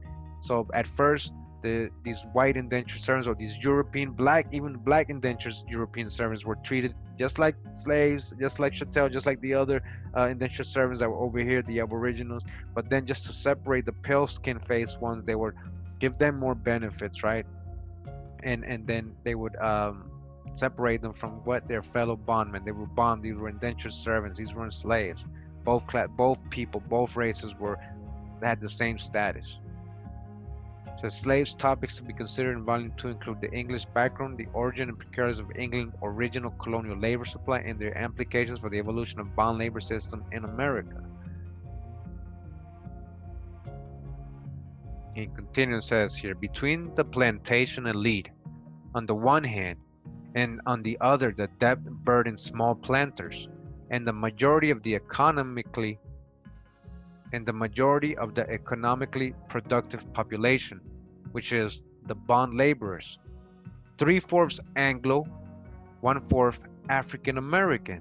The dispute over Indian policy between frontier planters and the ruling elite the eruption of the social contradictions in Bacon's rebellion, in which the main rebel force came to be made up of Anglo and colored bond laborers, together demanding an end to bond servitude and defeat of the rebels, followed by a period of continued instability of social control. Now, before I continue, there was something very important. All right, so I wanted to stop there right away. They're letting you know who was the majority of servants. All right, we're talking about the bond laborers, right? 3/4 Anglo, meaning, right, white, 3/4 white, or indentured or European. Anglo, 3/4. Isn't that more than 1/4? It says 1/4 colored. It says Dodge the hijack, African American, colored people. 1/4 colored people were servants. The rest, the 3/4 were Anglo. Isn't that larger? Isn't that a larger fraction? All right, so is 1/4 greater than 3/4, or is 1/4 bigger than 3/4? All right, to get the answer, what do? We convert these to a decimal number. Then we got what they show here, an example, 0.25, 0.75. Then we compare the two decimal numbers to get the answer. So 0.25, which is 1/4, is not greater than which is 3/4. Therefore, 1/4 is not greater than 3/4, and the answer is no. So 3/4, look what they're telling us here. All right, they're letting us know that the bond laborers, which was 3/4 Anglo or white or European and 1/4 colored people, it was more European servants. I thought it was the other way around. Where's all the Africans? Get what I'm saying? They've always been lying to us. It was more indentured servants, Europeans. All right. Continuing, it says the dispute over Indian policy between frontier planners and the ruling elite, the eruption of the social contradictions in Bacon's rebellion, in which the main rebel force came to be made up of Anglo and African American bond laborers, together demanding an end to bond servitude and defeat of the rebels, followed by a period of continued instability of social control, apprehension of recurrence of rebellion, the social control problem, and attempting to exploit the newly gained African sources says these are other aboriginals coming up from the Caribbean. Labor by reducing people of color to lifetime hereditary bondage, especially considering the refuge available for escaping bond laborers in the mountains at the back of the colonies and in continent beyond the problem of social control. Reconsider the invention of the white race, the truly peculiar institution. So this helped, creating a white race helped at least control one people from not becoming free. At least they still had servants. All right, let's let the white people get servants, but then we'll still keep the darker skin complexion people as servants. As the solution to the control of social control, its failure in the West Indies, its establishment in the continental plantation colonies, signaled by the enactment of the Act of Concerning Servants and Slaves, which formally instituted the system of privileges for European Americans or even the lowest social status. Any person of any degree of colored ancestry or Negro ancestry, not only bond laborers but free Negroes as well, however possessed of property they might be, the remolding of male supremacy as white male supremacy, the peculiar American form of male supremacy as an essential element of the system of white skin privileges, the creation of white male privileges with regard to African American women or women of color, white male supremacy. Says Volume 2 will take note of the fact that the revision of the laws in Virginia to codify racial oppression coincided with the codification of racial oppression in Ireland by the enactment of the penal laws. It will also contain my observations on how the ordeal of colonial Virginia gave birth to the ordeal of America. This is the story of the Mayflower, actually, of the Pilgrim voyage. On 3 days before or 2 or 3 days before they landed, the majority of the people there, over 50%, were indentured servants. The majority of the people there, over 50%, were indentured servants. And they staged a revolt on board. And what came out of it is the famous document known as the Mayflower Compact, where all the people there were declared themselves equal, free and equal. They revolted against the form of servitude that most of them had been committed, had signed up to put themselves under. Well, in the colonies, the most of the colonies, or all of the British colonies, were really set up by corporations. And as soon as possible, people who were hooked into it, who were often indentured servants, where they signed up for passage for a certain number of years, they would have to work off the money that the passage cost, and then they were able to get off on their own. And they, as soon as they got out, and many of them just ran away and from that form of bondage, and went off into the wilderness. And I thank you for watching. There is a hunger in America for the truth, and tonight I think we're going to blow your mind. You're going to have to ask yourself a couple of questions by the end of the program. Why would our schools leave all of this history out? Why would they do that? And it's everywhere. You just don't know where to look. If you take a look at the revolutionary paintings of revolutionary times, here it is. This is the Boston Tea Party. A bunch of white guys, and then these people strangely looking like Indians, and they're not. But that's it. Not a lot of racial diversity. If you watch movies, one great movie. This is John Adams. You watch John Adams, and you don't see a lot of racial diversity. I'm currently watching Johnny Tremaine. This is. I love this movie. I remember this growing up. I was watching it with my kids just last night, and I noticed there are a couple of American Indians, but you don't see any African Americans unless they're slaves. You don't see any African Americans unless they're slaves. They will show people as slaves, but that's it. And this book is called Colonies in Bondage: White Servitude and Convict Labor in America, 1607 to 1776. Now, it reaches that year, but we know that it actually continued after that. Abbott Emerson Smith is the author. It says a search and exploration of a very profitable and frequently criminal trade and its impact on colonial life before the Revolution. So we're in part 1 again, chapter 1, Indentured Servants and Redemptioneers. This book is about those white people who went to the British colonies in North America, and who, because they were unwilling or unable to pay the cost of their own passage, became bond servants for a period of years to some colonial master who paid it for them. All right, so we've already gone over this. We understand now what indentured servitude and the whole passage, and why they had to be bound or be servants for 7 years, because they couldn't pay for it on their own. And doesn't always mean that these people were willingly coming either. So a lot of these people were being forced. So somebody had to pay for their transportation. All right. They were variously known as indentured servants, redemptioneers, or in order to distinguish them from the Negroes, as Christians or white servants. All right, we got this in the very first video, part 1. They weren't called white servants in the beginning. They were just being called Christians. Now, this is very important. I know in this book it's going to say they were calling them Christian to distinguish them from white, the Negroes. But in reality, these Europeans, these indentured servants, were both black and white, not just white. So yeah, they were being called Christians to distinguish them from the aboriginals, not the Negroes, the aboriginals. All right. Many of them were convicts from the jails, transported instead of being hanged. A few were political and military prisoners, taken in war or rebellion. There were rogues, vagabonds, whores, cheats, and rabble of all descriptions, racked from the gutter and kicked out of the country. All right, all their undesirables, all these people they were just trying to get rid of, criminals, all these people, man, that they were just dumping over here. And it's no wonder why they did the things they did when they got here.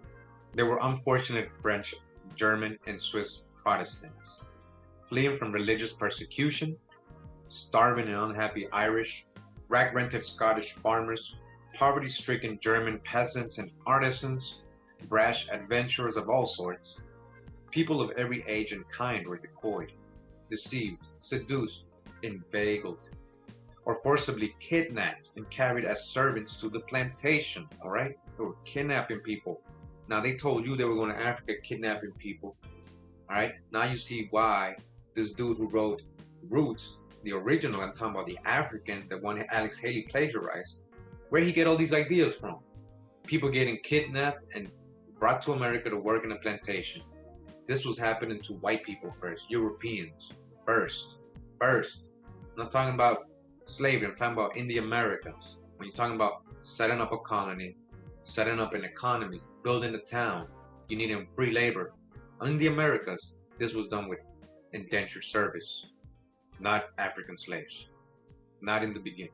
And even at the end, we already know there is no proof. Where's the slave ships? You guys were already here. They were grabbing you from here. They had the labor force here. They didn't have to go spend money, bring a ship all the way to Africa, risk the adventure, the company, the business, and then bring Africans over here when you were already here.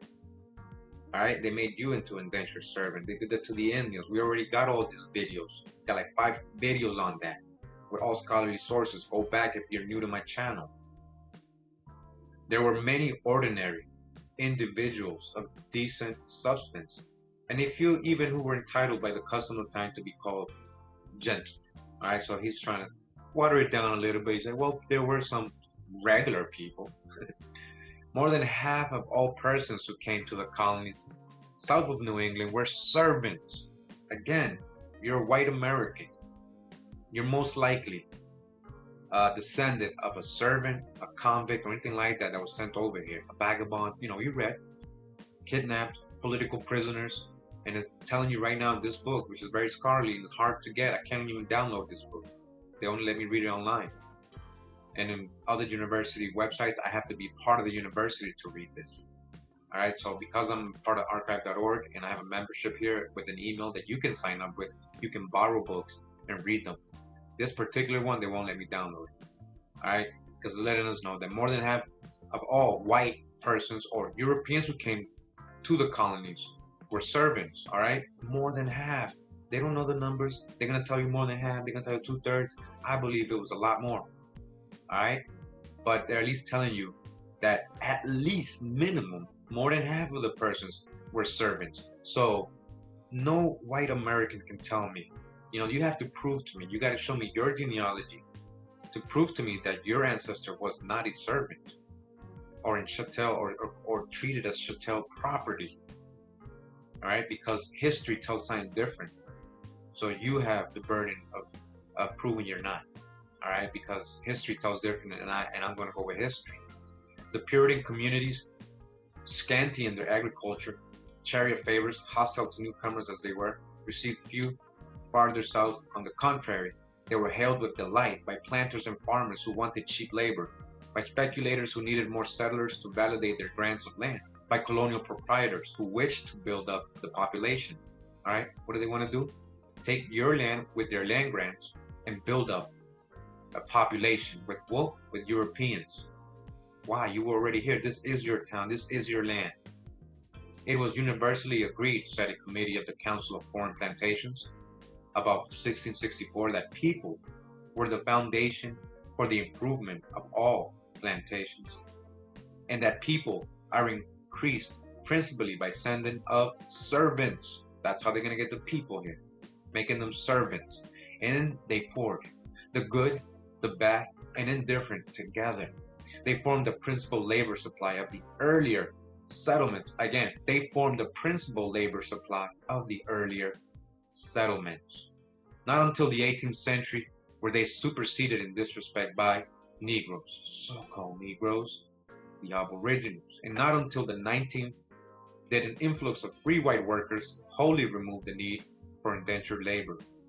In the West Indies, though, their value as workers declined more rapidly before the competition of Negroes than it did in the continental colonies.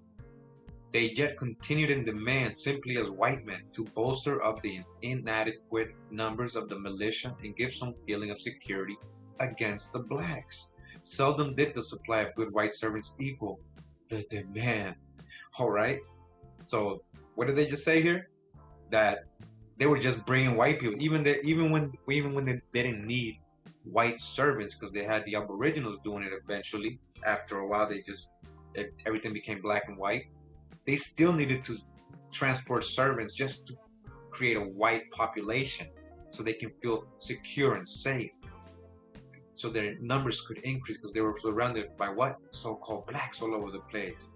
They needed to increase their numbers, but a lot of the time, you know, these weren't good people. So the supply of good white servants did not equal the demand. From the complex pattern of forces produced in emigration to the American colonies, one stands out clearly as most powerful in causing the movement of servants. This was the pecuniary profit to be made by shipping them, put them in ships. Labor was one of the few European importations which even the earliest colonies would sacrifice much to procure, and the system of indentured servitude was the most convenient system, next to slavery, by which labor became a commodity to be bought and sold. Labor or your service was a commodity to be bought and sold. It was profitable for English merchants trading to the colonies to load their outgoing ships with a cargo of servants. Load what? Their ships? Load their ships with servants? What servants? English, Irish, Scottish, all these undesirables, not Africans. For the labor of these servants could be transferred to colonial planters at a price well above the cost of transporting them. It was profitable to the colonial planter to buy them, for he could rise from mere subsistence to prosperity only by commanding the labor of others beside himself. Hence, there was a constantly active stimulant to the emigration of servants, a powerful and resourceful group of merchants and shippers, always ready to accept the services of volunteers for the New World, and what was more important, to bring pressure to bear on doubtful candidates, to advertise the attractions of life in America, and even as a last resort, to collect a shipload of labor by forceful means. All right, they were advertising, making it seem, give a good picture of America, the American dream, and you can be successful, and you can be free. You won't be a convict, you won't be a vagabond, you won't be an undesirable. All you have to do is work for 7 years and you get your land. And if they choose not to do it, they don't want to, what are they gonna do? They're just gonna do it by forceful means. They're gonna go kidnap you. They're gonna force you to come over here and work. That ain't mean, boys. That ain't mean. Oh, man, ain't mean, boys. That ain't mean. Oh, work this cotton. Work this cotton. Oh, work this cotton. Work this cotton. Oh, work ain't hard, boys. George, 180 pounds. don't ever let me down. Flat? 160 pounds. Armsby. I'm sure in time you'll develop as a picker. But it takes effort, boy. Put some damn effort into it. Yes, sir. Take him out. Get to whooping. I gave in to tales of wealth and prosperity. Such profitable outcomes are reserved for plantation masters. It's the lot of the rest of us to serve. Now all I want is to earn a decent wage and get myself home.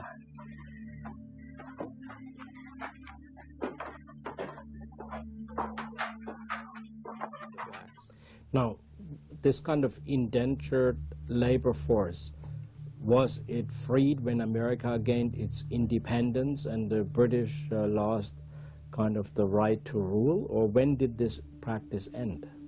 They were not granted their freedom under the United States Constitution, because there is a reference in the Constitution to bondsmen of unspecified races, and there were still people profiting from white bondage. Now, when we talk about slavery, of course, to me this is mostly new.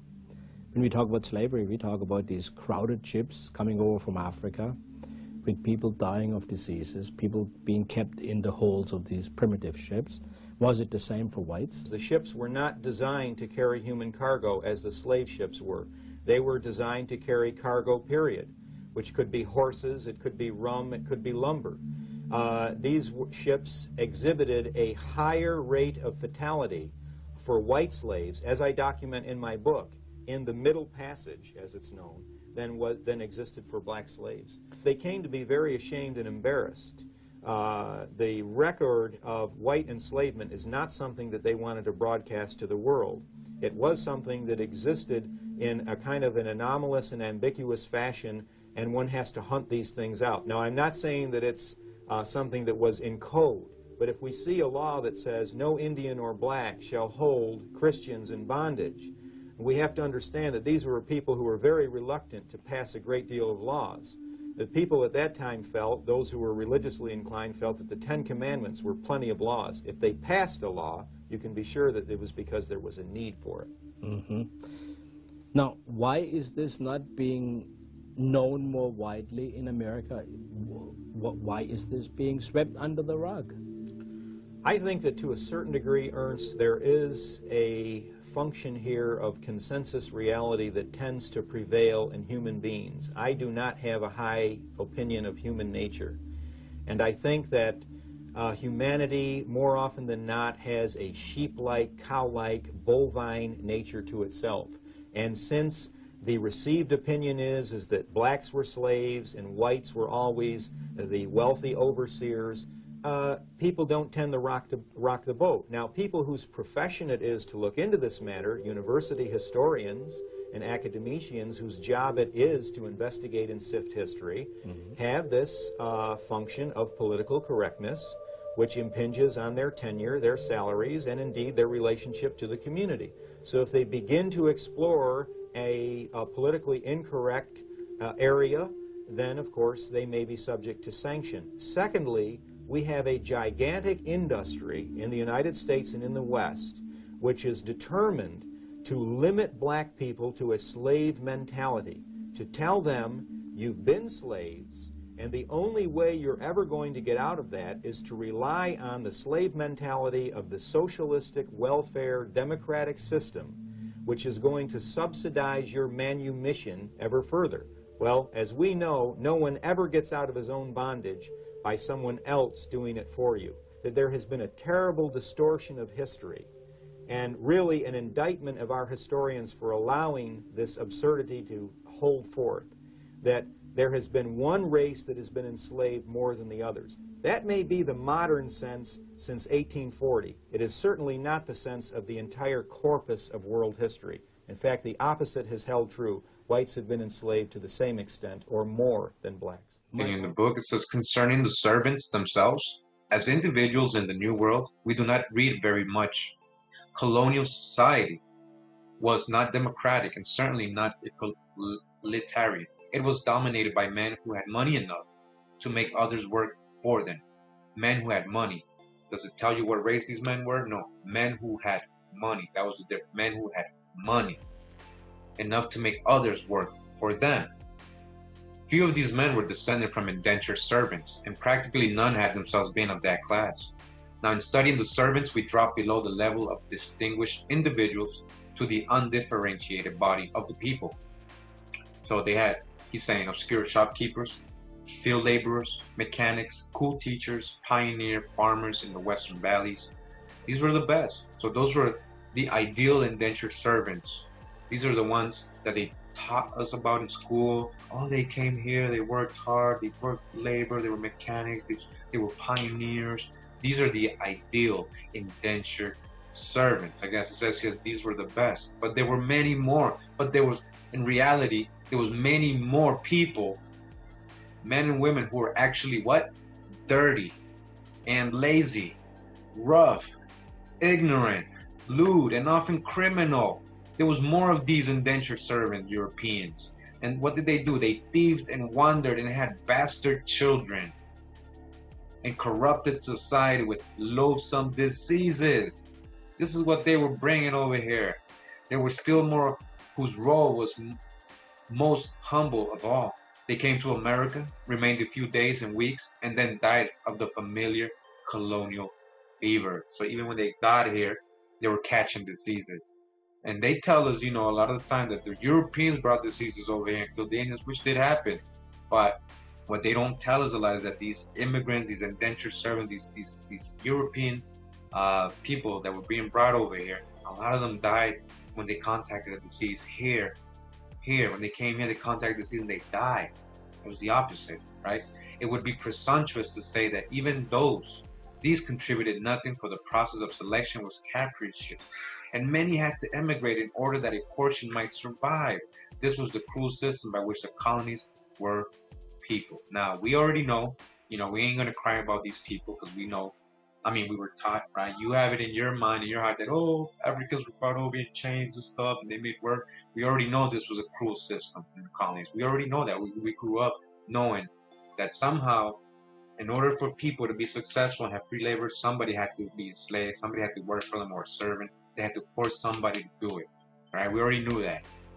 I'm just letting you know that it also happened to white Europeans, right? And as letting you know here, a large amount of them had to come over here so some of them could survive. Just like how they told us that a large amount of Africans had to cross the Atlantic and a lot of them didn't make it and they died in sea, but they had to bring so many just so they can get a few survivors to basically, you know, make the whole trip and be successful over here and work for many years. But white people went through that too, right? And I'm not here comparing who suffered more. You're not understanding the point. You're not understanding the point. You never knew there was white indentured servants or slaves or people that were being treated like that. You never knew that indentured servitude or slavery, so-called slavery, started with Europeans. It wasn't Africans. Show me one slave ship from Africa. Show me the port. And again, we're not comparing. It was under the auspices of the Virginia Company. Remember, this is a company. It's a venture. It's a business. They're not going to risk by going and seeing if they can get Africans and then trying to bring them on to see if they would work in the tobacco fields. There's a whole different land for them. And they never even had tobacco. Tobacco's an American plant. Who did they really put to work? You understand? So again, this is what it was done by the Virginia Company, that the customs and habits of indentured servitude were established essentially in the forms which became so familiar to later colonial history. That a man should become a bondservant by legal contract was not strange, for the ancient institution of apprenticeship was well known to all. Its application to colonial requirements had been suggested at least as early as 1582 by Sir George Peckham, who wrote that many people would be glad to go to the settlements and serve for a year for food and clothing only, in the hope that they might thereby amend their estates. The Virginia Company experimented with various forms of contract embodying different terms of agreement and found to its discomfiture that none of them worked to the profit of the company in London, nor to the satisfaction of those who emigrated under them. It was necessary to set most of the colonists free from their servitude and to try a different scheme. All right? The new plan worked no more to the profit of the company than the old one. But it happened that servants were sent to Virginia and transferred to the use of the planters resident there, who reimbursed the company for the expense of transportation. This innovation, which was not deeply meditated, nor seriously considered at the time, nevertheless accustomed people to the latter practice of selling servants. All right, even though it wasn't an official thing, but this is what it basically, creating a system like this is what happens. These are the consequences of what might happen if you create a system like this. You end up basically selling the servants, just like they were selling, you know, the ones that were chattel. Such a transaction smacked enough of the Eastern slave market to give occasional scandal to delicate-minded observers. But it was one characteristic of the servant trade, which was both indispensable and novel. Hence its development, as well as the other trials and errors of the Virginia Company, with their immigrants under bond, must be traced in some detail. So the book goes on in this first chapter to explain all the different schemes and all the different types of indentures and what happened when they got here a little bit. Schemes meaning what they did to get people to come over, how they promised them things, or how they, but it was they just wanted basically free labor. And it says here, while schemes such as these were carrying their hundreds to the plantations, the regular trade in indentured servants and redemptioners was carrying its tens of thousands. This trade was the backbone of the whole migratory movement. Neither imperialist visions and necessities, nor charitable impulses, nor religious enthusiasms, nor desire for landed possessions kept it going. All right, it wasn't none of those things that kept it going, but simply, meaning it wasn't just because people were being persecuted religiously or anything like that, right? That's not the reason it kept going, but simply the fact that colonists wanted white laborers and were willing to pay merchants and ship owners for bringing them, all right? They wanted what? White laborers. What does it say anything about Africans here? We must turn then first to the nature of this demand for servants and the profits that were to be made by meeting it. Now, I want to show you a painting of the Battle of Bunker Hill. Here's the Battle of Bunker Hill. Bunch of white guys, right? Unless you know where to look. Right here. That's Peter Salem. He was actually the hero of the battle. It doesn't look like he's a hero there. He looks like he's cowering behind the white guy with a sword. He was the hero of the battle. And he saved scores of American lives that day. Why don't we know this? Look at the picture of the Battle of Lexington. 150 Americans. There it is. Do you see any faces of color in this painting? They were all members of the Reverend Jonas Clark's church. They went out. They were actually, if I'm not mistaken, David, they were in church at the time, right? He called them together at church, okay, yes. So we called together at church and then said, let's go.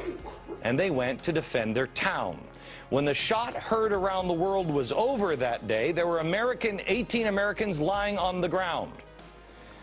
What you don't see in this painting are the equal numbers of whites and blacks. They were white and black patriots. It was a mixed church. Did you even know that happened? One of those injured patriots on the ground in this painting was a black man named Prince Estabrook. I bet you never heard of Prince Estabrook before. How about the painting of George Washington crossing the Delaware? Bunch of white guys, right? No. Look here. African American, helping row the boat across. You know what his name was? Prince Whipple. He fought alongside Washington during the Revolution. Take a look at this one, this painting of, this is the Marquis de Lafayette. If you look at this, you just think, oh yeah, and then he made his slave dress up like I don't know what. But that's what you would think, right? This guy is incredibly important. This guy may have won the Revolutionary War. James Armistead was his name. How did he win the Revolutionary War? Double spy. I'm going to let David tell the story here in a minute, but basically the Brits thought that he was spying for them, but he was spying for General Washington. He'd give the Brits bad intel and reveal the good critical information to General Washington. Did you know this story? Why? I'm so tired of people saying, well, it was just the white people, white people, white people. No. No. Why are we intentionally leaving others out? There are black founders. Real quick, again, what is an indenture? An indenture is a legal contract reflecting a debt or purchase obligation, specifically referring to two types of practices. In historical usage, an indentured servant status, and in modern usage, an instrument used for commercial debt or real estate transaction like property. Indentured servant contract sample right here from 1787, signed by Henry Mayer. So real quick in this part, just we've gone over this a lot in my videos. We know that majority, most of the American Indians were put into indentured servitude. All right, we got the records of that. And it says here, Southern New England Native Americans and indentures. As in Southern New England and parts of Long Island, people starting in the late 17th century, Indians were increasingly pulled into an exploitative debt peonage system designed to control and assimilate Indian people into the dominant culture, as well as channel their labor into the market-based Atlantic economy. All right, so pay attention to what they did. Following King Philip's War, 1675-1676, most Indians in the region were resigned to reservations or lived in increasingly marginal enclaves on the edges of colonial towns. Due to restricted access to resources, land loss, and changes to the environment caused by European settlement, many Indians, especially coastal groups, could no longer practice traditional subsistence activities and therefore became increasingly dependent on European trade goods, cloth tools, guns, alcohol, and increasingly food. All right, so because of what they did, right, to the land, to the environment, and to their whole way of system, their whole life, their whole culture, they had to eventually depend on the Europeans. So what happens? Merchants trading these items to Indians often inflated the cost, and based on predatory lending scheme, advanced them credit for these purchases, knowing full well most Indians would not be able to repay the debts. All right, so they were like, yo, let's just make them, we'll loan it to them, we'll tell them we'll loan it to them, and then we'll know that they can't pay us back, so we'll just take whatever they have. Eventually, when debts mounted, Indians were hauled into court by their creditors. When they could not pay either their lands or more commonly their labor was seized to settle the debt. So that's how I put a lot of Indians in indentured servitude, your ancestors, so-called Negro, into so-called slavery. All right, so it says Indian debtors were then indentured to their creditors for terms ranging from few months to sometimes years. Rare cases exist when Indians were indentured for a decade or more, and a few were enslaved for life. A few were enslaved for life. He got life. What happened to the so-called Negro? He eventually got life, chattel property, this indentured servitude, the scheme they were doing. They were renegotiating the contracts. They kept putting you and then keeping you not letting you go. You had to run away. You had to go to court. Well, we'll see. It wasn't just you, but we're letting everybody know that's new, right? What we've went over before. We know slavery didn't exist, how it was taught to us. It was indentured servitude. Many Indians experienced repeated indentures over the course of their lifetimes, all right? Repeated indentures. All right, we're talking about the so-called Negro, repeated indentures, Aboriginals, indigenous people, repeated indentures for the course of their lifetimes, amounting to a phenomenon of serial indenture or debt peonage. Multiple short indentures alternating with brief periods of freedom. The time Indian servants owed could be sold or willed to heirs if a creditor died. There was an active trade in Indian servant labor in the first half of the 18th century. Children were also indentured to pay their parents' debts, often from age 6 to 18th. So we got a lot of this in my book, Indian Slavery in Colonial Times in the Present U.S. All right, make sure to go back to my, again, series from Indigenous American to African American to get that scholarly book. Goes over all this. All right, assessing how many Indians experience indenture is difficult, as the exact Indian populations during the colonial period are unknown. So they can't tell you. So they cannot tell you, oh, indenture, there was only a few, it was mostly African slaves. No, they cannot tell you. They don't know. It's difficult because the exact Indian populations during colonial periods are unknown. They can't say, oh, when they got here, they found 8,000 Indians here and 10,000 now. They don't know. That's a lie. However, historian John Salisbury was able to document that by the mid-18th century, about a third of all Indians in Rhode Island were indentured servants. About a third of all Indians in Rhode Island were what? Indentured servants. Not slaves, living and working in white households. What? Indians, not Africans. Indians as indentured servants working in white households. Oh, you got to prove to me that was a white person now. We're about to see why I'm saying that. All right. Also, the Massachusetts State Archives contains numerous petitions written from 1730s to 1760s from Indian tribes in their jurisdiction complaining about abuses in the indenture system and predatory lending by whites. Statutes were eventually passed attempting to regulate practices. Colonial military records do provide some data on Indian indenture as well.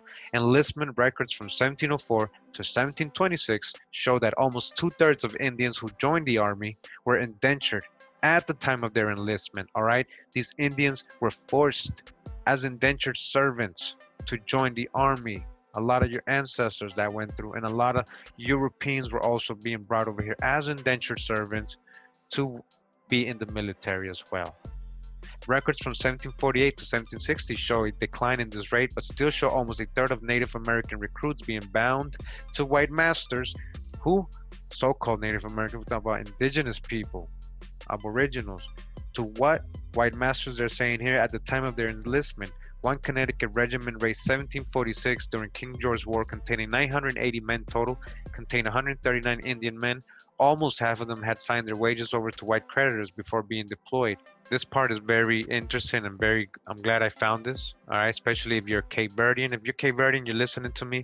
I know I've mentioned this a lot in my past videos about, you know, what I believe and what I see and what I can prove as how many American Indians were sent to Cape Verde or have any relation to New England tribes, all right? So this was one great example, and this should, you know, and it says here, while many Indians, men, women, and children became servants in New England households, the labor of many adult men was funneled into the whaling industry on Long Island, Rhode Island, Cape Cod, and the islands of Martha's Vineyard and Nantucket, as well as the coast of eastern Connecticut.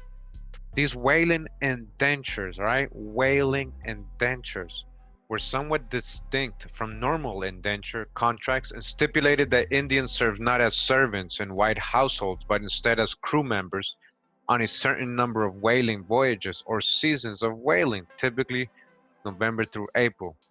Throughout most of the colonial period, indentured or heavily indebted Indians, whalers were the primary labor force in the early whaling industry. All right, so I got a future video coming up more clearly on that, and who really was whaling first.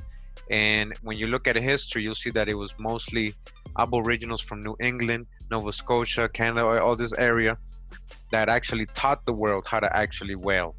They were the first. All right, so it would be logical to put them to help out in whaling because they were the experts. And again, none of these are slaves. They're being these Indians, right? So-called Indians, so-called Negroes. All right, we're talking about Aboriginal people of color, were being put in whaling ships and indentured instead of working on a field. That was the difference. They would get to work on a ship instead of in a field. That was their trade as a whaler. Now, if you know, as I was saying, the Cape Verdeans know their history, and they know that whaling is part of their history. We know a lot of Cape Verdeans in Massachusetts, in these areas, New Bedford, where there's whaling. It's a whole whaling city. So there is a correlation here. I've mentioned it before, and I've got a future video working on it. I mean, you should look into it yourself if you are Cape Verdean.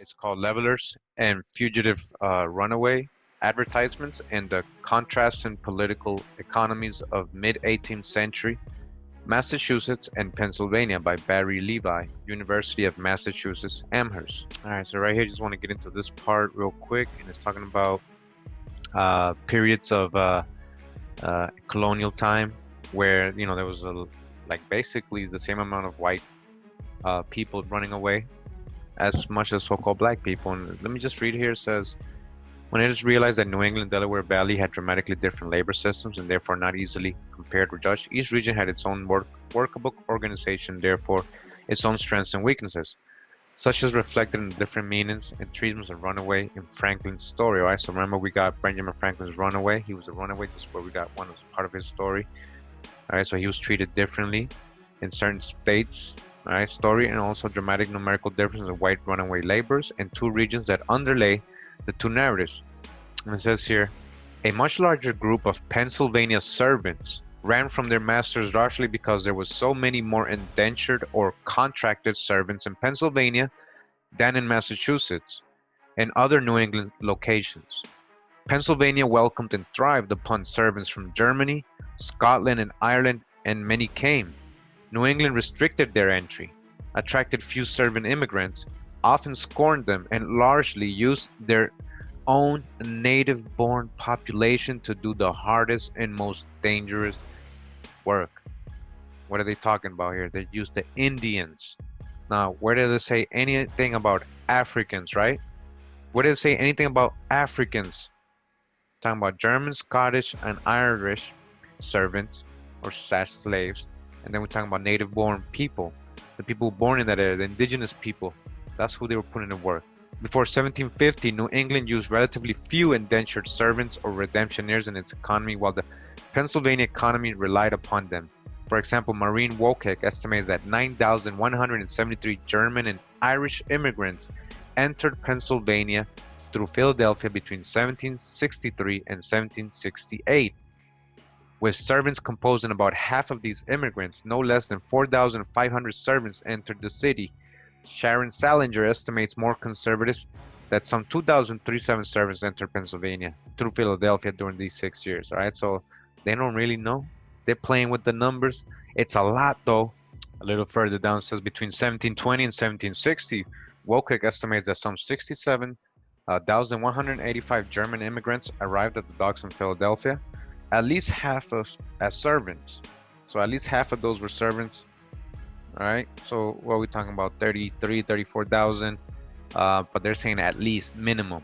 So they don't know. They're giving you sugar-coated number here. A hapless and failed English servant apparently invented the term best poor man's country to describe Pennsylvania, indicating how attractive it was to such European labor irrespective of his personal failure. The lure worked well. Between 1720 and 1760, in addition to German migration, about 20 ships a year also arrived from Ireland. 20 ships from where? Ireland. Not the Caribbean with a bunch of Africans, or not from Africa with a bunch of Africans. It came from Ireland, 20 ships. Are we talking about slave ships? Oh, but these ain't slave ships, right? They won't call these slave ships. Actually, find me one real slave ship that brought Africans. I'm still waiting. Most packed with servants for sale. Again, 20 ships packed like sardines. We're going to read this later. Packed like sardines. Packed with servants for sale. Who? Irish servants, not Africans. Are you starting to do the numbers? A steady flow of English servants also energized the economy. Although there were other forms of labor, Pennsylvanians came to rely on white servants and their descendants. On who did the Pennsylvanians come to rely on? On white, paleface, on white servants and their descendants. White, not Africans, on white servants and their descendants. Now, if you want to see if these are all white people just because they're coming from Ireland, Scotland, and England, now that's a whole different story, right? They're letting you know real history here when it comes to slavery or servitude in America. Being chattel property, or treated like chattel property.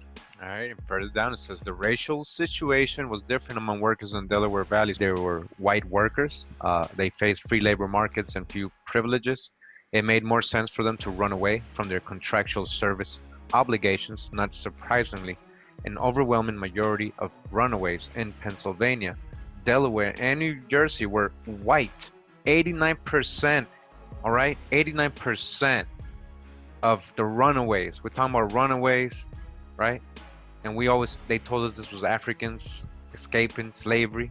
Harriet Tubman, right? So was Harriet Tubman helping these white indentured servants? Because it was 89% of them from Pennsylvania, Delaware, and New Jersey. That's 3 states. That's a lot of people.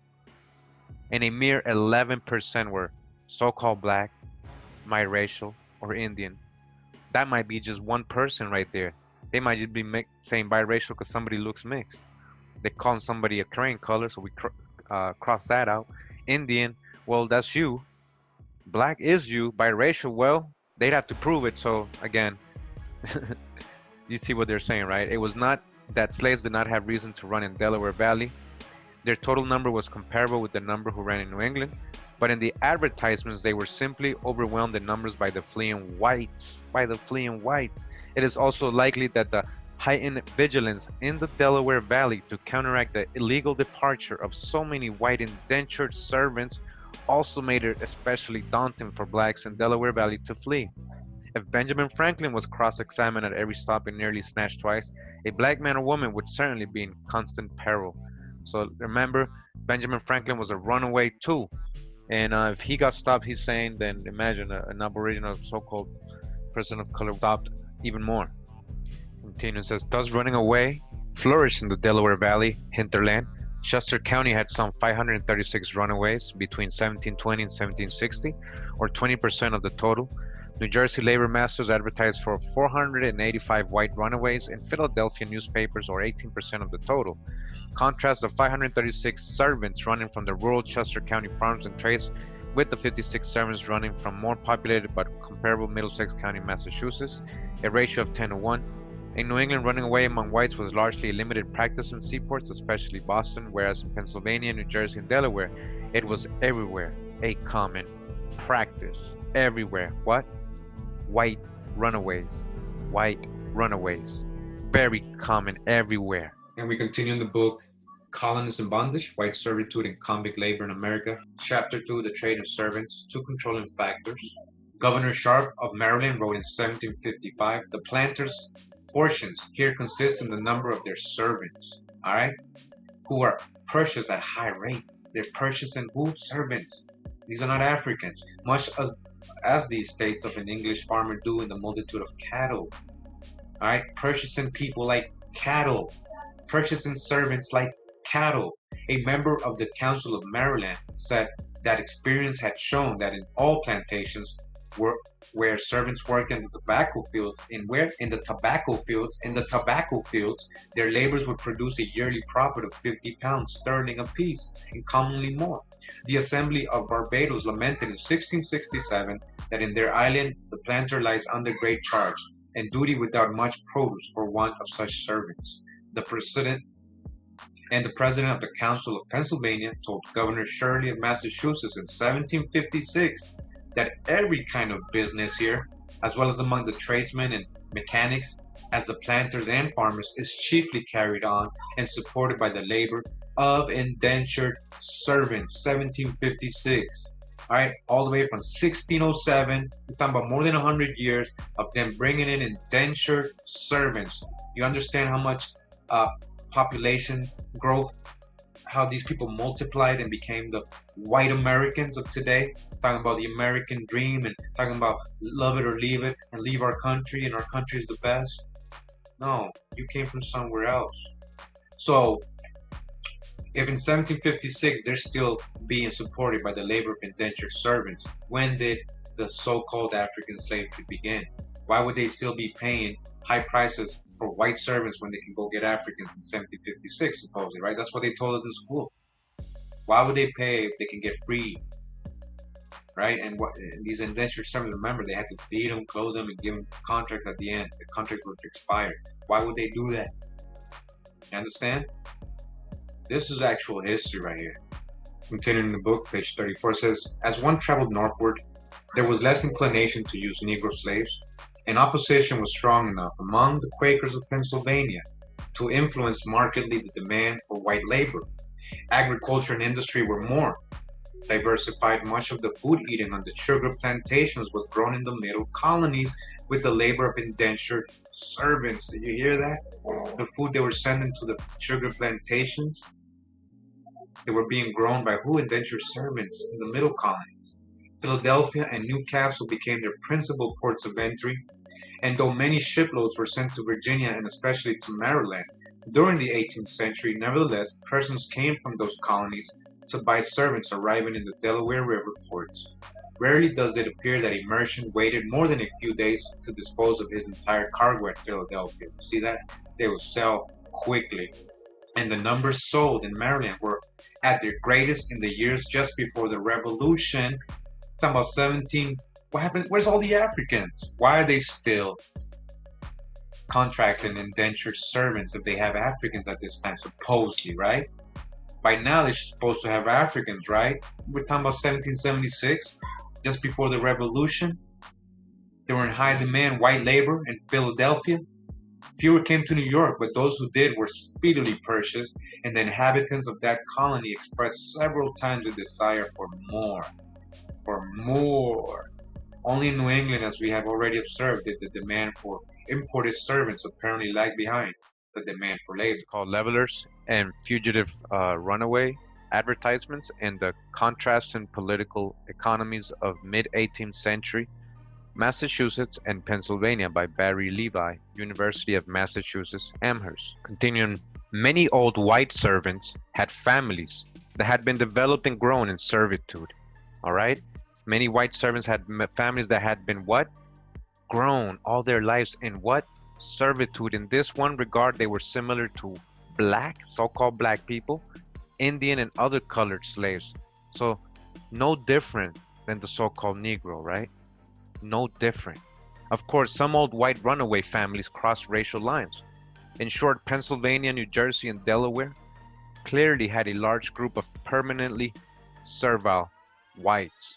All right, permanently servile whites, permanent. It wasn't just so-called black people being treated as chattel for life. People who lived their lives in servitude and who developed families likely to stay in servitude. I'm talking about white people here. And you know why they're saying white? Because these are all European indentured servants, so they gotta say white. But we don't know if they're all white. Many white children in Pennsylvania grew up in servile families. When Thomas Johnston, aged 30, ran from Thomas Ogle of Newcastle County, Delaware, in 1751, he took his wife, a little boy, about 4 or 5 years of age, with him. Similarly, when an Irish servant, Charles Campbell, ran from Henry Huddleston, Plumstead Township, Bucks County in 1739, he was supposed to be in company with one Martha Bostock, a short, well-set woman with red hair and poke broken, has a child with her about 5 years old. In 1741, Benjamin Mifflin of Philadelphia noted that his servant Henry Carpenter is a great boaster and has a son with him of his own name. This son was 13 years old. Like the stories of the slaves of the Old South, all right? Just like the stories of the slaves of the Old South, many white Pennsylvania servants ran to reunite their families. Such servants were not just German redemptioners seeking to reunite families soon after arriving. In 1746, Rachel Pickering, a 30-year-old English woman, fled from Matthias Curling, tavern keeper in Concord, Chester County, Pennsylvania. Curling noted that she had a fat man child with her about 6 months old. Curling had information that she was carried up from Newcastle County to Philadelphia in a boat, and that she had been heard to inquire of one Timothy Connor, who she says is her husband, but he is only her bastard's supposed father. He served his time with one William Peters, Fuller, living near Concord, the Delaware Valley Free Labor Market, apparently disappointed and defeated many white ex-servants who returned to servitude after gaining freedom from the original labor contract and then decided to run later in life. Historians are beginning to uncover a class of lifelong servile white workers, and cottagers in the middle colonies, and these advertisements confirm these findings. All right, these advertisements, these are recorded history. It confirms these findings and this unusual and depressing feature of the middle colonies labor system. Between 1720 and 1760, over 35% of the runaway Delaware white men and women whose ages were specified were older than 24. Some of these were men who arrived at older ages to begin their American adventures. But as the advertisements make clear, most had served several terms of indenture in the middle colonies or in Maryland. They had failed to cultivate the discipline or skills of Poor Richard to compete well in an unregulated labor market. Some fell into debt or had to sell themselves into servitude contracts again to eat. All right, so it seems like a lot of these people didn't just, after their indenture was over, 7 years was over, they didn't just go get a farm and were successful.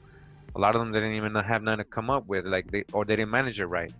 They got broke, they spent their money, they invested it wrong, something happened, they got robbed, whatever. They had to sell themselves again into indenture so they can live, so they wouldn't starve and stuff, right? Pennsylvania welfare system and its economy rested on the sale as servants of the poorly behaved, undisciplined, and needy, if sometimes highly skilled men and women. Such as welfare system by white enslavement did not exist in New England, where the white poor were nurtured into independence, sometimes harshly, in a town setting. All right, continuing this book, and right here it talks about, how the runaways would do different things to escape and change their clothing and everything, so they would brand them, right? So it says here, in retaliation, Pennsylvania masters used tattoos to keep servants from simply shedding their clothes and thereby their historical identities. In all the New England and advertisements, not a single white runaway sported a tattoo. However, some 50 Pennsylvania white runaways had tattoos or brands imprinted on their bodies by their masters or merchant suppliers in order to deter escapes and aid in recaptures. Many servants, particularly from Quaker districts, had the initials of their names tattooed with gunpowder on their hands, usually the left hand near the thumb. Gunpowder tattoos were created by etching or cutting the skin with a needle and plugging the wounded skin with gunpowder. The burning procedure was not intensely painful, or so it is said. For example, Joseph Britton of Crosswick, New Jersey, reported that his runaway servant John Henry had J.H. picked with gunpowder on one of his hands. So that's what they mean, that they were branded. Masters tattooed women as well. Abraham Shelley of Philadelphia reported that his Irish runaway, Eleanor Kavanagh, alias Plunkett, aged 35, had EP and blue wrote in gunpowder on the back of her left hand. She is a good spinner. All right, so that was the code. The gunpowder was basically the tattoo, the brand they were putting on them. All right, so now I want to get into this book. It's called, well, it's written by Bernard Bailyn. He's a Pulitzer Prize winning author of Voyagers to the West. And this particular book we're getting into is called The Barbarous Years, The Peopling of British North America, The Conflict of Civilizations, 1600, 1675. So what I did is I bought the Kindle version because they don't show you any preview of it and it's hard to get anywhere. So, you know, thanks to your donations, you know, I'm able to get the stuff. So we begin here. It says the third group of Anglo-Dutch religious radicals to settle in Virginia was initially the most tragic. All right, so what are they talking about? So Anglo-Dutch religious radicals, you know, these are indentured servants, most of them. Of the 180 passengers from the embattled Elder, Francis Blackwell led from Amsterdam to Virginia. No fewer than 130, including Blackwell himself, died on that voyage of 7 months. They had been packed together, it was reported, like herrings. They had amongst them the flux and also want of fresh water. So as it is here, London wondered at that so many are alive, then that so many are dead. All right, so again, they were what? Packed together like herrings. Talking about people packed in ships. We ain't talking about Africans. Or if you want to talk about a slave ship and people, a middle passage, right? So you got to include these people too. And they all died too. Now, were all these white people? That's the debate. They're talking about Anglo-Dutch religious radicals. That doesn't talk about complexion right there. Continuing down here, it says the horror of Blackwell's notorious voyage was only an extreme example of the miseries of the transportation and resettlement process of those years. For most of the voyagers, emigration was a shocking experience. For some, it was as deadly as it was for Blackwell's pilgrims. The Virginia Company published guidelines for the supplies necessary for such voyages, but did nothing to enforce them, with the result that the provisions on board were so poor that they became a subject of complaint to the Privy Council. The voyages of these small, ill-equipped rocking vessels lasted 2 or 3 months. Food and drink were bad, stinkish beer in quality and short in quantity. Sanitation was primitive, and sickness swept through the passengers like deadly storms. So, you hear this? Each year, each shipping season, many died at sea. Most of the carefully recruited iron workers were lost on a single voyage. Okay, we're not talking about Africans here in this moment. The survivors were so weakened by disease and exhaustion that they quickly fell victim to debilitating attacks of dysentery and other afflictions. Whole shiploads that had been sent over to work on various public enterprises had to be transferred to whatever private plantations would take them, simply to assure their survival. You hear this? And the guest houses of which Sandy spoke so happily did not exist. Only one building, 40 feet by 20, is known to have been built for that purpose. And so, since it is mortal for newcomers to lie on the ground, the hundreds of new arrivals had to be added to the crowds that already filled the small, flimsy dwellings that were being hastily constructed. Even that might have been tolerable if the timing of the voyages had been right, but despite bitter protests from Virginia, the vessels typically left England early in the spring and arrived at the worst possible time, at the beginning of the hot season and before the year's harvest had come in. So they would send these people right when it was time to actually gather the harvest and go into winter. They actually needed these people more. It would be more logical to send them during the springtime when they're planting so they can help out, right? Partake in the work and get their fruits from it. The constant, often unexpected arrivals of shiploads after shipload of sickly, disoriented passengers in a climate that was debilitatingly hot and humid, lacking supplies to carry them over the first phase of resettlement, destined to be housed in crowded huts until they could be distributed, often to places other than their intended destinations. All of this brought repeated outcries from the resident leaders. I pray, Sir Governor George Yearly, 1618-21, wrote Sandys, give me both time to provide means and to build and settle before you send one load after another. Stop sending these ships, they're telling him, man. Give us some time. We're talking about ships after ships, right? Shipload after shipload. We're not talking about slave ships from Africa here. We're talking about Europeans coming as indentured servants, convicts, undesirables.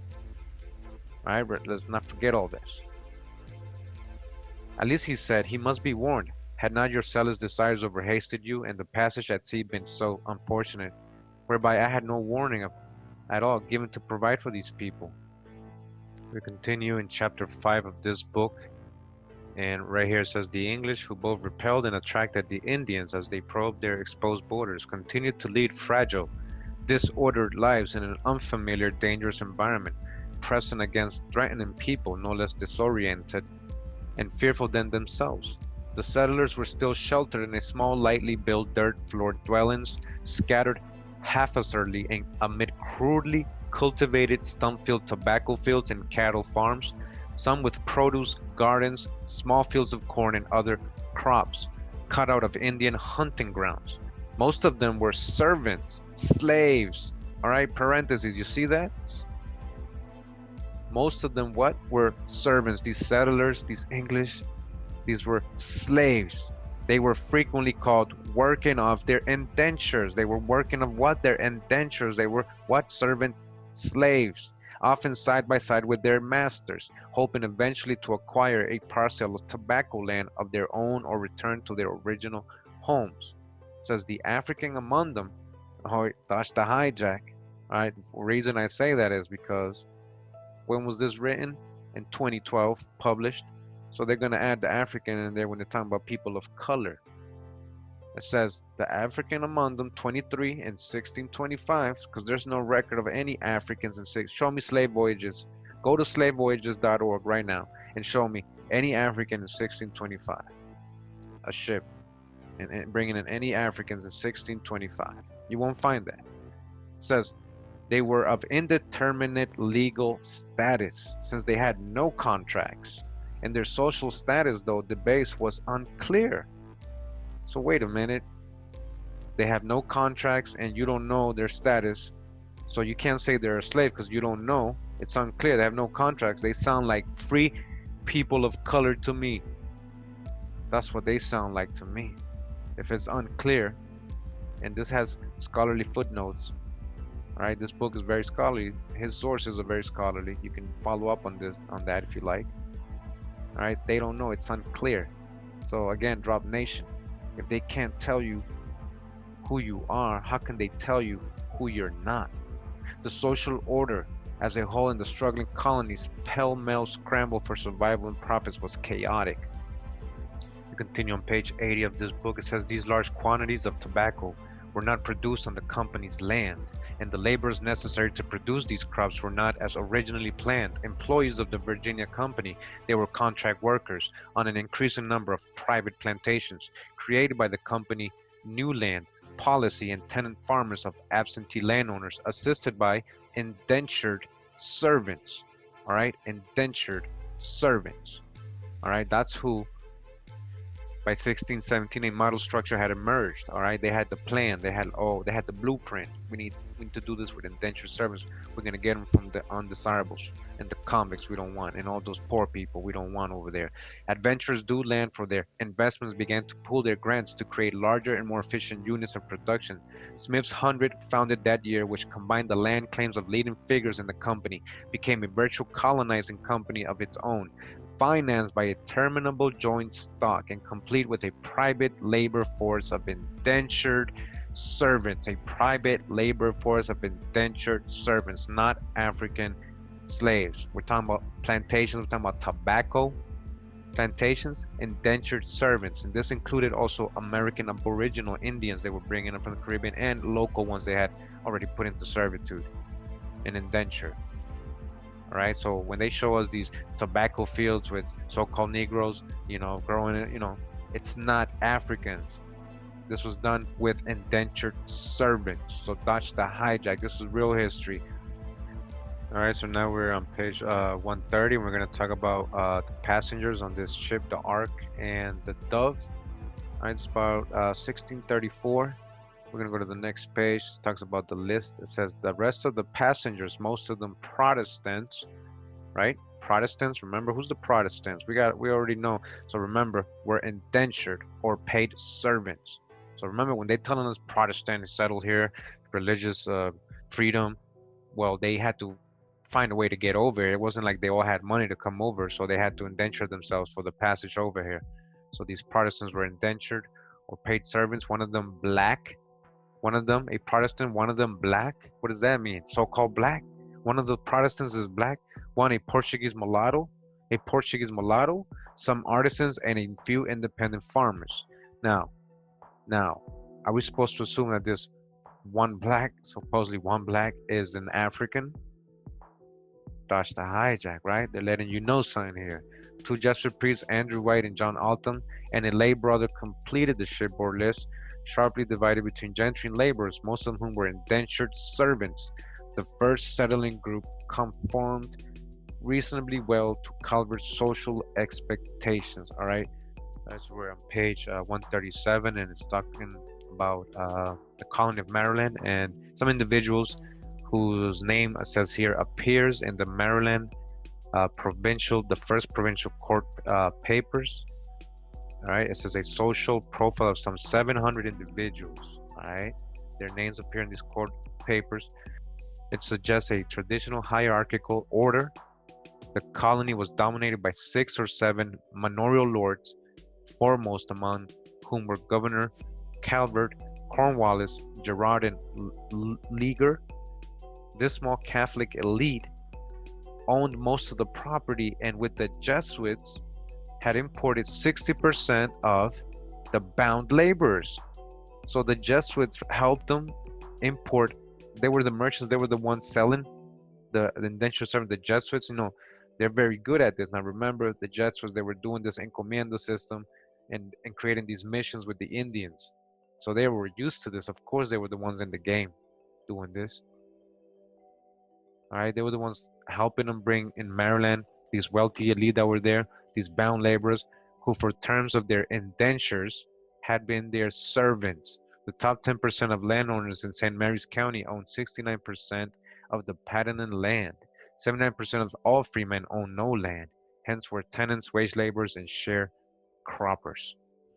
Continuing the book on page 165 of this book, it says approximately 100,000 Britons of the great majority English are known to have migrated to the Tobacco Coast in the 17th century.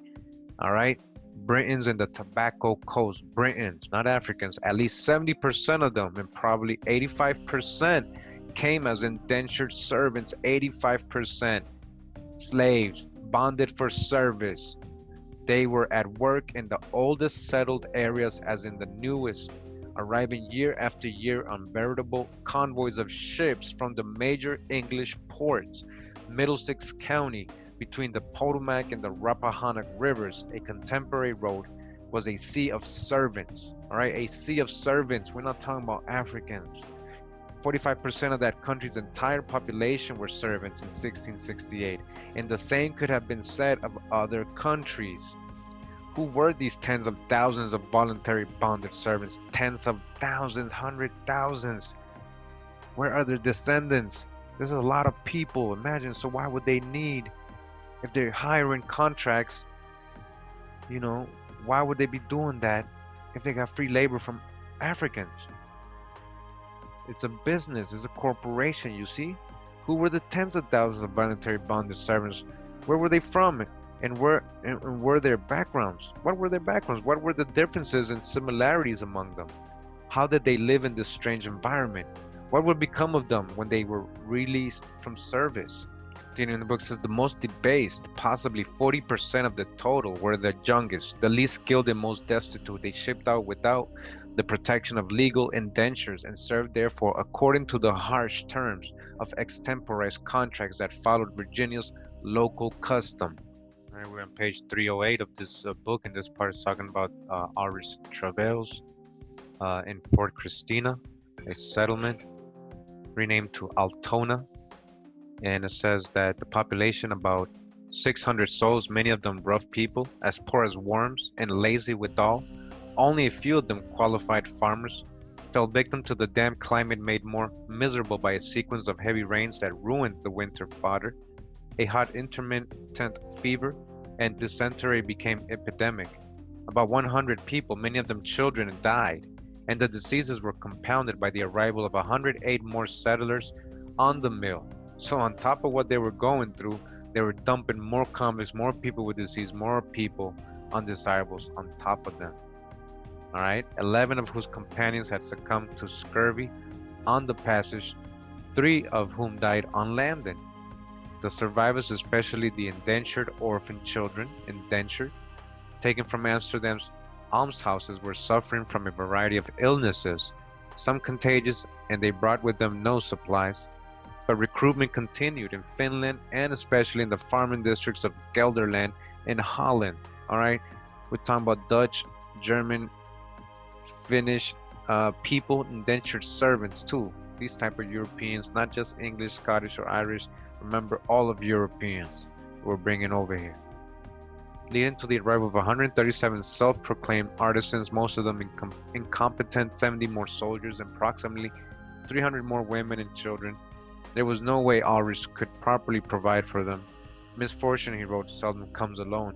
We pray to God and hope that our sins may cease, thus diminishing our punishment. This we desire from the bottom of our hearts. So they were just dumping them and seeing who survived, because they know they couldn't feed all of them. But his prayers were not answered. He never received the industrious people he fervently hoped for, nor the supplies necessary to sustain the people he had. As the population grew, far outstripping the supplies available to support them, several new arrivals sold their extra clothes for food. The colony's resources declined. Worms destroyed much of the first crop. Seed corn had to be consumed. Food prices soared. The hot, wet summer was succeeded by a long, bitter winter, and many of the muskets they had been given when first used blew up, burst, and became useless. The place was being crushed like a little willow in its beginning and sprouting. Then the Amsterdam authorities, fearing financial losses, began cutting back on the subsidies promised to settlers, which further undermined the settlers' confidence in the future of the colony. The Rise and Fall of Indentured Servitude in the Americas, an economic analysis by David D. Gelson. So here, the evolution of indentured servitude in colonial British America.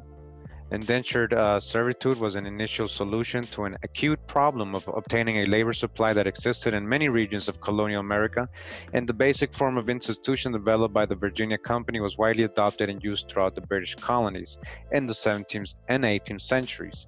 Although precise estimates of the total numbers of servants are not available, all right? They're not going to, so when they tell these estimates, like I always say, like they always saying 2/3 or about this percentage, that's them being modest.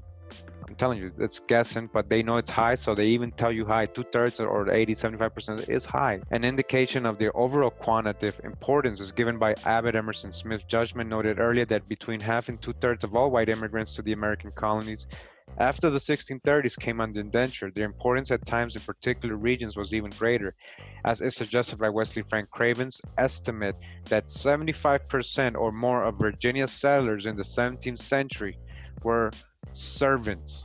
75% were servants, indentured chattel property. Talking about Europeans settling in Virginia.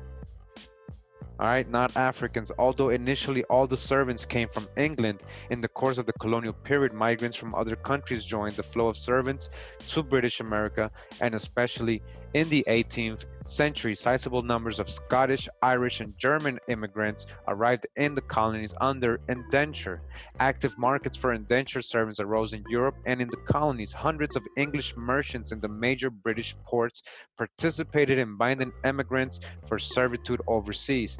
Transportation costs varied little across individuals or destinations, and differences in the immigrants' productivity, which affected the rate at which they could repay the implicit loans, were therefore reflected in variation in the length of the terms to which they were bound.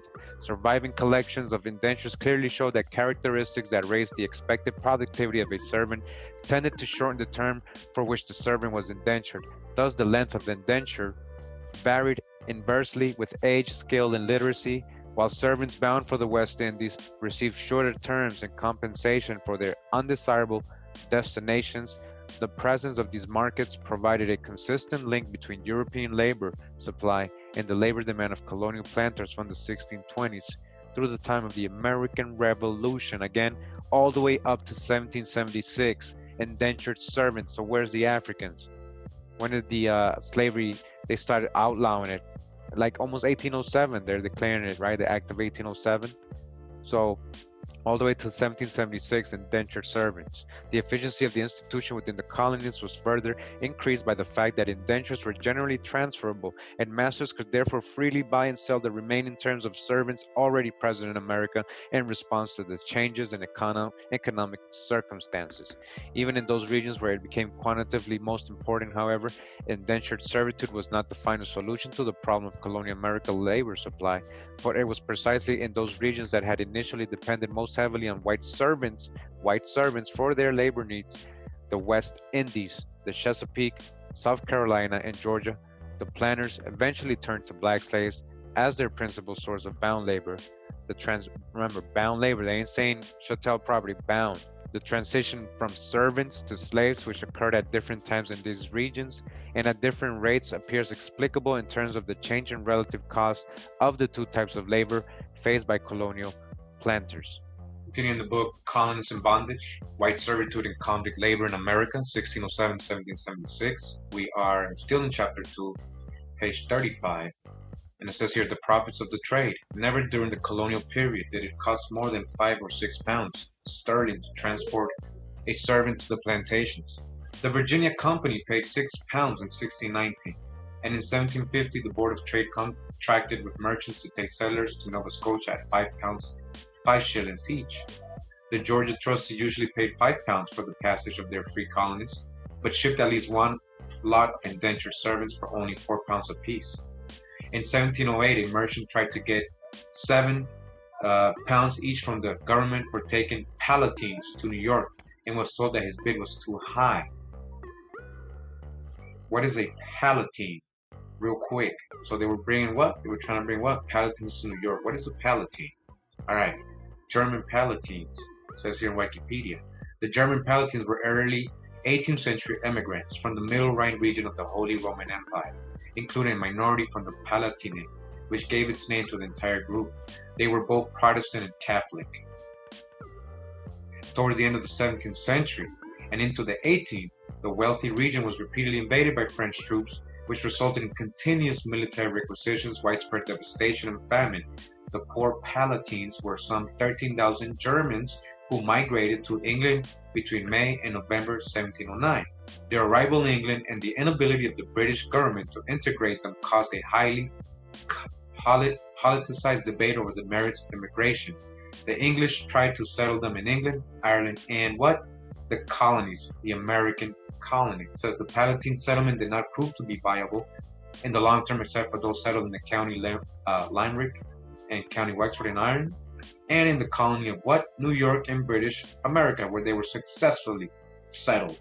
The English transported nearly 3,000 German Palatines in 10 ships. 10 ships, 3,000 people. We're not talking about 10 slave ships from Africa here, man. I need you guys to really understand what we're reading here. You know, we've been reading so many. I mean, are the numbers starting to add up? Just think about it. Look how this would, you know, how this will multiply. These indentured servants, these Europeans. We're talking about 10 ships that didn't come from Africa. We're talking about 10 ships full of German Palatines. All right? Many of them were first assigned to work camps along the Hudson River, assigned. These are indentured servants. They ain't going to tell you here, all right, to work off their passage, because we already got it, right? We got it in the other book. They are indentured servants.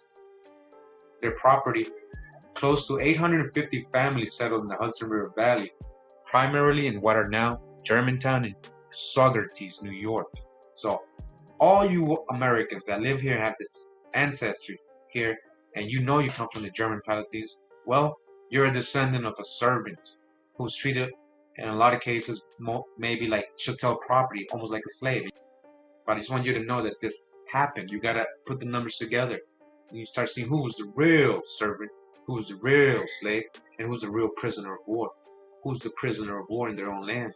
close to 850 families of these Palestinians were indentured servants, were brought over to Germantown and Sugarties, New York, and they settled there. And you are the descendant of these people if you know the history. In 1723, 100 heads of families from the work camps, talking about indentured servitude, were the first Europeans to acquire land west of Little Falls, New York. All right, these people taking your land. What? Oh, so they were being invaded. They had to go all the way to England. They had to struggle. But when they got here and did their time and they did their service, they got your land. Everything's fixed now. All right, so in 1708, they were trying to sell these same Palatine Germans for £7, and they were like, nah, man, you're charging too much for these Germans. Bring the price down. All right, bring the price down. Continue on page 38. It says in 1638, a shipload of servants sent to Virginia was sold off at various amounts ranging from 250 to 600 pounds of tobacco per servant. Shipload of what? Servants, not Africans. Shipload. It is difficult to be sure how much this represented in money, but at rate of 6 pence a pound, this means that they brought from about 6 to nearly 15 pounds apiece. The same year, servants were sold in Barbados for 500 pounds of tobacco each, which may be about 12 pounds sterling. The average price in Maryland during the earlier 17th century has been estimated as from 15 to 20 pounds, in Virginia as high as 40 to 60 pounds. Sir Thomas Muddyford said in 1670 that male servants sold in Jamaica, where? In Jamaica, we're talking about Europeans, in Jamaica, selling, people being sold, slavery, sold, for 12 pounds to 15 pounds, and females from 10 to 12 pounds. We have already seen that the islands fixed prices by law ranging as high as 18 pounds apiece for good servants, and this figure was intended to attract trade. In Jamaica, a good tradesman was said to bring about 40 pounds in 1739. All right, in Jamaica, we still got indentured servants in 1739, and other less skillful servants went for 20 pounds each. It is plain that the servant himself was grievously exploited, for he was generally sold, not simply for the cost of his passage, not just because he wanted a trip over here. As is often stated, as they always telling us, it was religious persecution that came over here. No, but for a considerably higher figure. If he could have begged or borrowed 5 pounds, he might have paid his own passage to the plantations, and then, if he desired, have sold himself into servitude, keeping the profit for himself. You hear that? Few servants could raise the money, and few who could do so cared to spend it in emigrating, for the real stimulus to emigration was not the desire of servants to go to America, but the desire of merchants to secure them as cargo. Then we continue in the book Colonies in Bondage, White Servitude and Convict Labor in America, 1607 to 1776. We're in chapter 3. Title is Raising a Cargo, or Making the Need. So there is, of course, no difficulty in demonstrating that the majority of English people were poor. All right, the majority of England was poor. Gregory King, making his well-known calculation for the year 1688, estimated that more than half of the total population were to be regarded as diminishing the wealth of the kingdom because their annual expenses exceeded their annual incomes. All right, so most of England, it's all poor people. Most of it's all peasants, poor people. These are the same people that we're going to send over here. The consciousness of the problem of poverty and the ascription of its cause to overpopulation produced some cordial support for the first colonizing ventures and a general favoring of emigration to relieve the land of its surplus inhabitants. All right, so let's get rid of them in England and let's just send them to America so they can overpopulate and be criminals, vagabonds, and all these things over here, as well as to discover gold and convert the heathen to Christianity was the avowed purpose of early expansionists. Thus the climate of opinion was set towards emigration. It was in the air, it was encouraged and even financed by high authority. But it is well to know that this enthusiasm was confined to the respectable and the well-to-do. There is no evidence whatever that a class, the surplus inhabitants, had any yearnings for a new and perilous existence in the colonies. All right, so this was an idea that the rich had. The poor didn't say, "Oh yeah, let's just put us all in the colonies," because they're London swarmed with destitute people, living from hand to mouth and consoling themselves with cheap gin. Workhouses were full. Bridewell and other prisons overflowed. idle and diseased wanderers infested the land.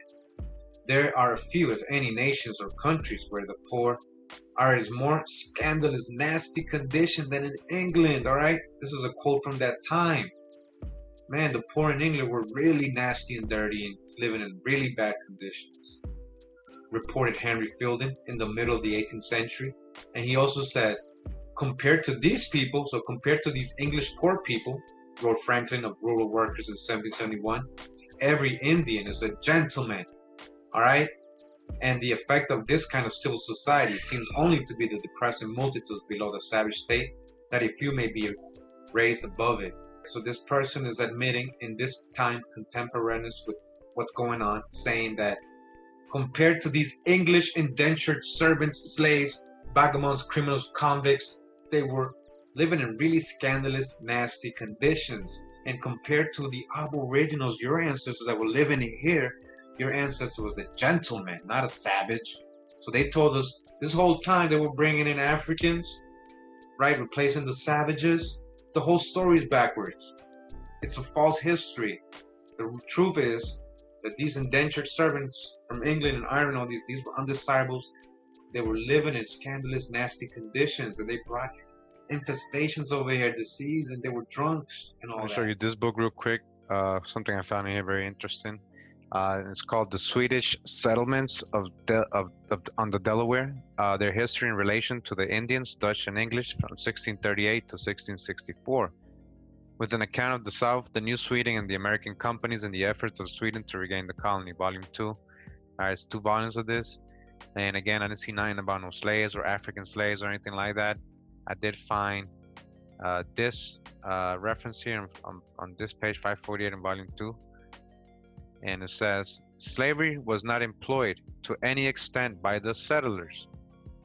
The slave brought to Christina in 1639 was employed for many years, but beyond this single case, there's no record of slaves in New Sweden. New Sweden is Delaware and New Holland area. There's no slaves there because it was indentured servants. All these people, a lot of these Swedish people that came were indentured servants. And a lot of them, again, the owners were given land grants as well. They did the same thing. And they started the indentured servitude. And I want to go to the footnote, all right, because it says footnote 59, right? So who's this slave? The slave brought to Katrina. That's the only record of a slave. Other than that, there's no records. Now in the footnote, it says that this so-called slave was actually Lars Swartz. Remember, he was being employed. He was employed for many years. Employed meaning he was in a contract. He was paid probably. Lars Swartz, all right, Swartz. What does Swartz mean? Swartz, we already know Swarty. Swartz, that's black. Might have been a Negro slave. As he says, might have been, right? They don't know. Might have been a Negro slave. They don't know. But it is more likely that Swartz simply referred to his complexion. All right, so Lars Swartz might have been a Negro slave, but it is more likely that Swartz simply referred to his complexion. He's not a slave, he's an indentured servant. And this person, the significance about this Lars Swartz is that he was actually, I believe, Swedish. All right, so he's a black Swedish. All right, so I also wanted to show you what is in this book, and it's supposed another Negro slave named Anthony. Now, supposedly, this is the story that they tell everybody if you don't know.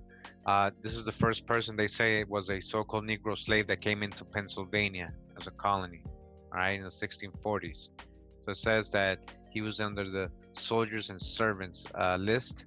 So it says list of officers, soldiers, servants, and settlers in New Sweden. So he's listed as a Negro slave, Anthony. Nothing much. In the next page, it says soldiers, freemen, and servants. Again, Anthony, a Mauryan or Angolar. 20 footnote. We'll see what that means. Who was purchased slave, brought here on the grip in 1639. Who was purchased as a slave, but he was brought here on the grip. That's the ship he came in 1639. So let's go to the footnote. So 20. I don't know if you guys can see that. Let me try to zoom in. It says 20 Mauryan, Negro, or Angolar. So, all right. Now you see the trickery here, right? Now, automatically they said he was. Now, when you see Angolar, what you're gonna think, right? That he's from Angola, Africa. Now, look what they say before I explain something. It says indicates that he came from Angola, the Portuguese colony in West Africa near the river Canunes. So that's what it indicates. But right here, you have in parentheses, Mauryan, Negro, right? That's really what it means. They're just trying to say a dark-skinned person or Angular. Now, remember what I told you about Angola in my past videos. Many thousands of Indians were brought to Angola by the Dutch. And actually Angola, if you remember correctly from my past videos, again, if you go watch From Indigenous American to African American, I believe this was part 14, 12 or 14 or 15. And Angola, Brazil actually had a colony in Angola. Brazil actually established a colony. It wasn't the other way around. It was actually Brazilians went to Angola and established a colony. Wealthy Brazilians went to Angola and established a colony in the 1600s. So this is up for debate. Now, what did I do? I went to look for the ship history to see if that ship ever went, to, Africa to pick up this person right here. All right, Anthony. And so I did find this. This is Vogelgriep, the ship, right? It says Swedish sailing ship, originally built in the Netherlands in the early 17th century. She was used on the first Swedish expedition in 1638, together with the Kalmar Nickel, to establish a colony of New Sweden. So, yes, this is the same ship we're talking about. Little is known about the vessel. It says Vogelgriep was a full-rigged pinnacle about 30 meters, originally built in the Netherlands. 17th century ship was bought by the Swedish South Company. All right, this ain't a slave ship. It doesn't say anything about a slave ship. All right. Now, it says in November 1607, Vogelgriep, Captain Andrew Jorson, and Kalmar Nickel, captained by John Dirksen and Bernwald Gutenberg, they left the Gutenberg Harbor. All right, where's Gutenberg Harbor? That's in Sweden, right? The crew was part Dutch and part Swedish. The Swedes of Vogelgriep were under the command of Mans Nilsson Kling. The expedition was caught in bad weather in North Sea, badly damaged in both ships, separating during the storm. Both vessels made it to Texel for repairs, or in the North Sea. They didn't go south. North Sea, Europe, north. After about 1 month, the expedition continued. The ship left port on December 3rd, 31st, passing the Canary Islands and St. Christopher Island. So that's already in the Caribbean. So they passed it. They didn't land in Canary Islands. They didn't say no, we're here. They went to Angola to pick up anything, right? This ship didn't go to Angola, right? The expedition reached Delaware Bay. So after going to St. Christopher, which we're going to see is contains the islands of St. Kitts and neighboring islands of Nevis. All right, it says here, St. Christopher Island or St. Kitts, basically. And then they went to Delaware. So basically the only stop they made was St. Christopher or the St. Kitts Island, all right, where they made landfall in Delaware. It says Vogelgriep then cruised the Caribbean Sea for some time before returning to New Sweden, bringing the former slave Anthony Schwartz from St. Kitts. All right, St. Kitts. Now, what did we just read? They told us that Anthony, a Mauryan or Angolar, or a Mauryan or Angolar, right? That's what originally was written, and the footnote is somebody's trying to explain that. This is not what they wrote. They didn't say, they indicated they came from Angola. They just put a Mauryan or Angola. They don't know. So Mauryan down here again was just Negro in parentheses, right? And they're talking about West Africa here and all that. But we know that the ship didn't go to West Africa at all. He was picked up in St. Kitts in the Caribbean. Anthony Schwartz was picked up. The ship was then loaded with fur and tobacco before leaving for Sweden. All right, they went back. One more, just in case. Colonial American Encyclopedia of Social, Political, Cultural, and blah, blah, blah, by James Simon, all right? And what does it say? 1639. And what does it say over here? It says, in 1639, the Vogelgriep arrives at Fort Christina from St. Kitts, not from Angola, Africa, with an Angolan slave. They're still going to put Angolan slave here, right? Anthony Schwartz, the first slave in Pennsylvania colony. Now, anybody out there want to debunk me, go, I'll wait. I hope you can, because I really want to see. I really want to see if there is at least some out there that actually came from Africa. I want to find at least one or two, right? So help me out with that. So if you want to go ahead and do the research to see if this person actually, there's any record of this person, Anthony Schwartz, the specific person, leaving Angola, Africa, at any point, anywhere recorded. What, why are they calling him an Angolan? Let's find out. He's from St. Kitts. You have to prove to me. He could be three things. Well, we can say, well, yeah, he might be an African, right? Let's say he is an Angolan, right? Well, you got to prove that. Now, he also can be a Swedish indentured servant that's been in that island, St. Kitts already. Anthony Schwartz, right? That could be his last name, actually. Or he could be an Aboriginal Indian, baptized Anthony Schwartz, as when he was put into indentured servitude. So there's a lot to think about here, and I just wanted to show you that example. All right, so I'm at this website now. It's ibw21.org, again, Institute of the Black World, and we had this image here of Governor Northam. He's the one that said, that the first so-called Africans that came were indentured servants. Dodged the hijack. He means people of color. He said they weren't slaves; they were indentured servants. He got a lot of criticism for it. We got that in one of my previous videos in my series From Indigenous American to African American. So I wanted to read a little bit about here because this pertains to what we're learning in this video, and what I'm trying to show you guys. So it says, perhaps the main reason so many people objected to Virginia Governor Ralph Northam calling the first 20 Africans to land in Virginia 1619 indentured servants and not slaves is that they believed the conditions of slavery were so much harsher than those of indentured servitude.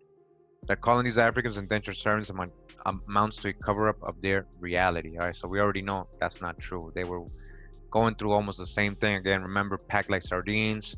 They were dying on the way.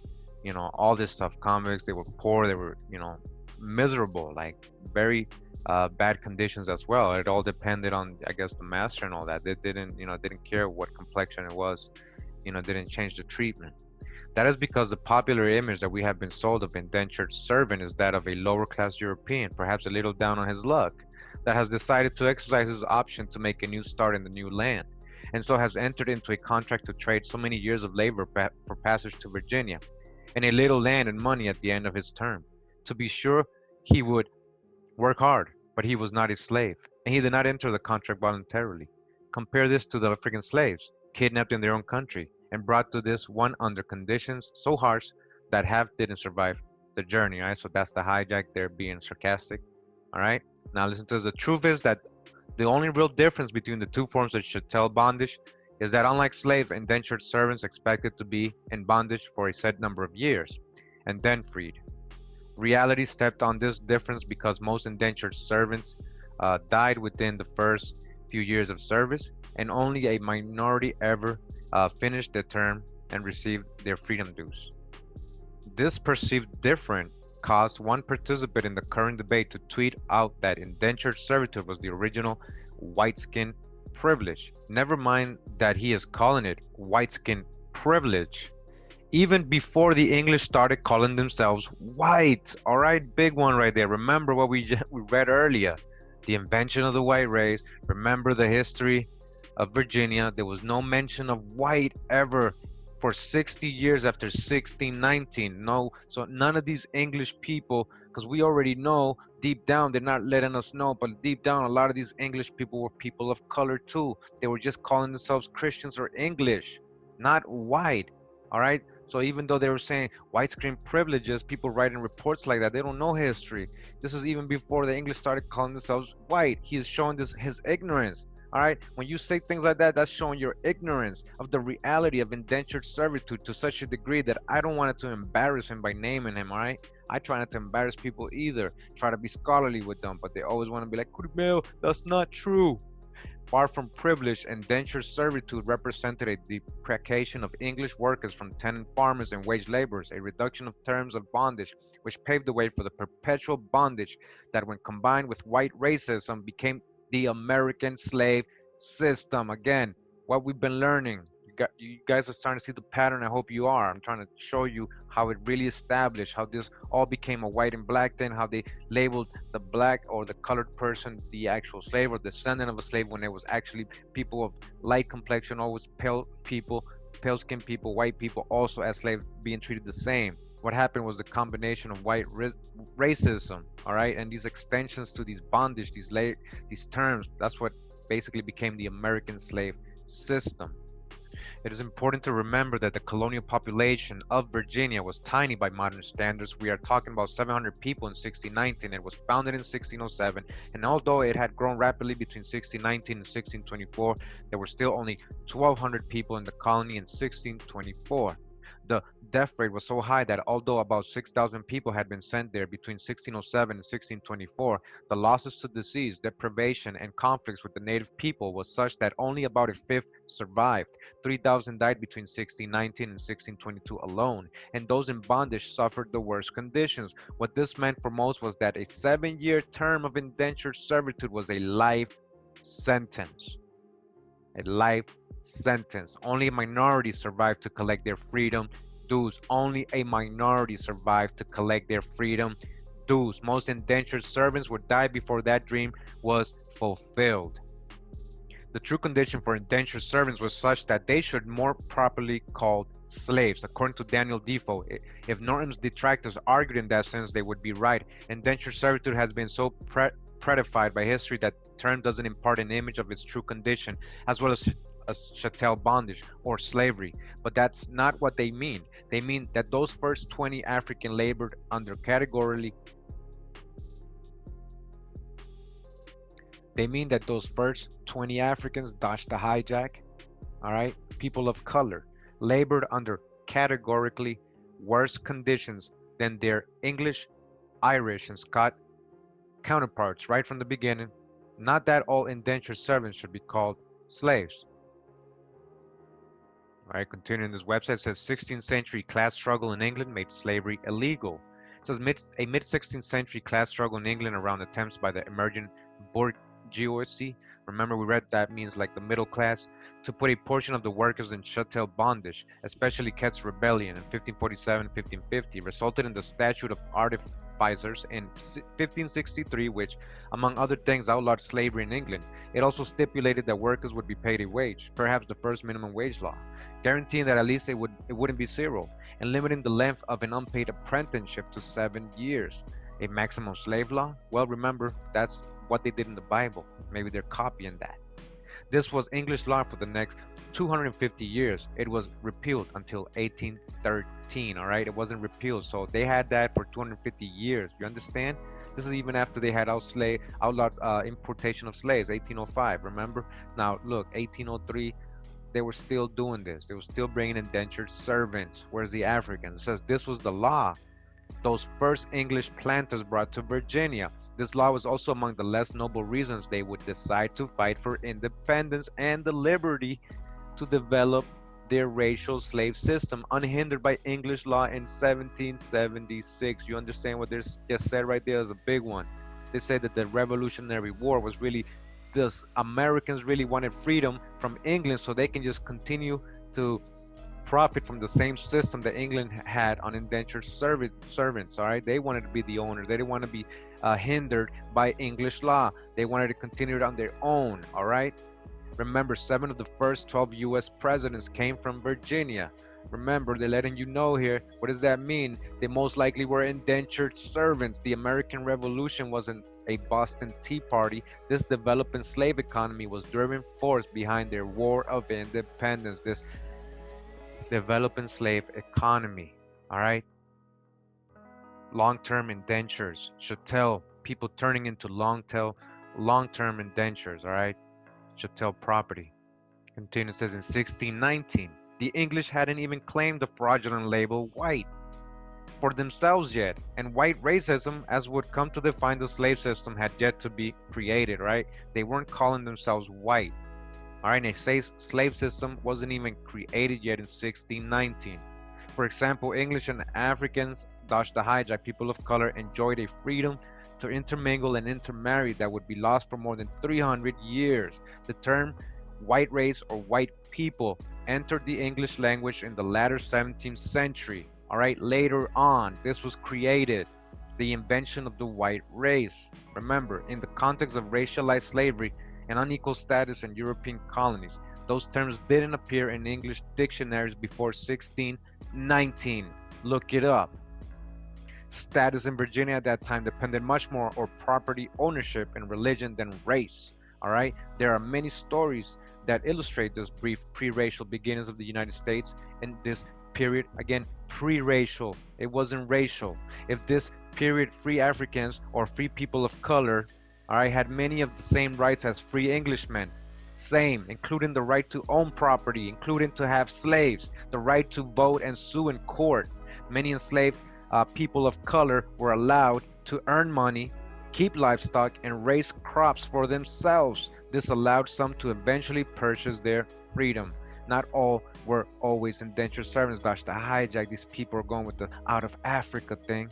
You were already here. You've been free. A lot of you were never indentured servants. You were free the whole time. The lack of white racism in the Virginia of 1619 is a reason enough to say it is misleading to call these 20 people of color slaves. If what it's meant is the racialized slavery that was to develop in the next 60 years and then go on to dominate for another 200, or those that consider even these first people of color to be slaves saying that white racism existed even then, or are they saying that white racism was not a decisive component of the slave system as it developed in the United States? Either way, they have very mechanical view of history as blocks of time with permanent features, when its actual development is dialectic and organic. They are missing out on one of the most dynamic and influential periods in U.S. and by exception world history, because if they think there were always white people and there were always racists and these 20 people of color were never anything but slaves, they will fail to understand the importance of the ensuing period when all that stuff was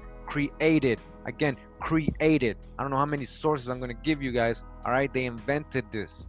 It wasn't like that. Kunta Kinte is a fictional story. Alex Haley got sued for plagiarism.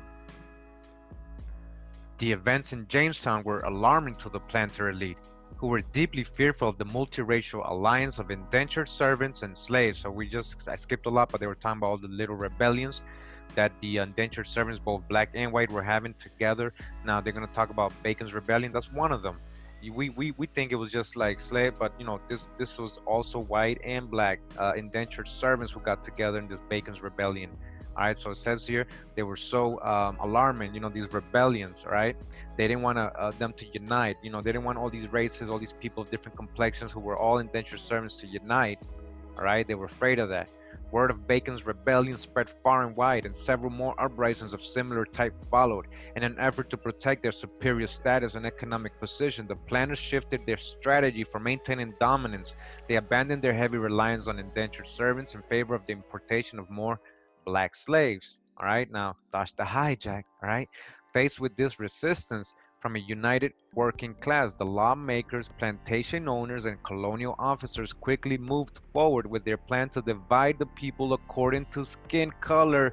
Divide the people according to skin color, and make all those with the darkest skin slaves for lives. Who was starting to get slave for life? Now, we got a case in my previous video of a person named John Punch. Is going to talk about it again right now.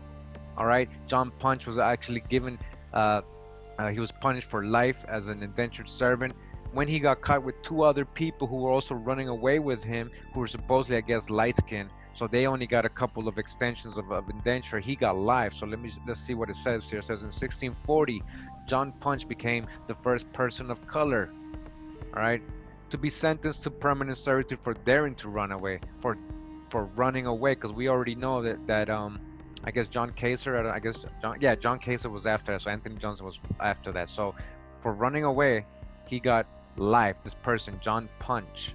For this reason, many historians consider him the first official slave in English colonies. I would agree, particularly because his punishment was racist.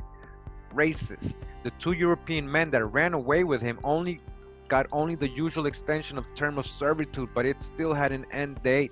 All right, he was running away with two others, and they were European.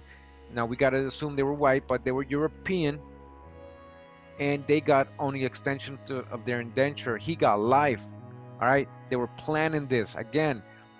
They were gonna divide you according to skin color. They were like, you know what? Let's not make more white people indenture, because then they're gonna keep uniting. Let's just at least make the dark-skinned people, the people of color, more, so that way we have at least the light-skinned people on our side, right? Like, You know, they were creating this white world, white privileged world. So we actually got this court case before. In one of my videos, we got the primary source for this, so you can look it up. Go back to my series from Indigenous American to African American. Make sure to watch all the parts. Very good info in there. All right, so they give different examples. So again, John Kaiser, he got life. We already got that. All right, it says in 1616, Virginia law was enacted that doubled the penalty on any English servant shall run away in company with any Negroes. Note, in their first racist laws, they weren't calling themselves white yet. Even though they were trying to separate the classes, they weren't even calling themselves white. They were calling themselves English. 1662, it was declared that for Negro women, the status of the child would derive from that of the mother, right? So see how they were changing things around. They were like, yo, we got to enslave the colored person. Come on, let's get together so we don't be indentured servants. See how they're passing laws. It says in 1667, a Virginia law was enacted declaring that baptisms of slaves do not accept them from bondage, because remember, they were baptizing themselves into Christianity so they wouldn't be slaves. They were doing that a lot. So on purpose, right? They didn't want to be Christians, but they were doing it just so they wouldn't be slaves. But then that made a law in 1667 to stop that. So even if they got baptized, they wouldn't take their status away of them being servants. So, you know, they passed in all these censuses. In 1668, law was titled Negro Women Not Exempt from Tax. This effectively doubled the tax on free African couples and discouraged Englishmen from marrying African women or women of color. But since English women were exempt from taxes, it had the unintended consequence of encouraging free people of colored men to take English brides. You hear that? Wow. All right. It was cheaper to marry a white woman. There was more incentives to marry an English, not even a white. All right. See, I messed up right there. I said white. They're calling them English, right? So how do we know they weren't black women too? Black English women. All right. We got to dodge the hijack. I got to dodge my own hijack right there.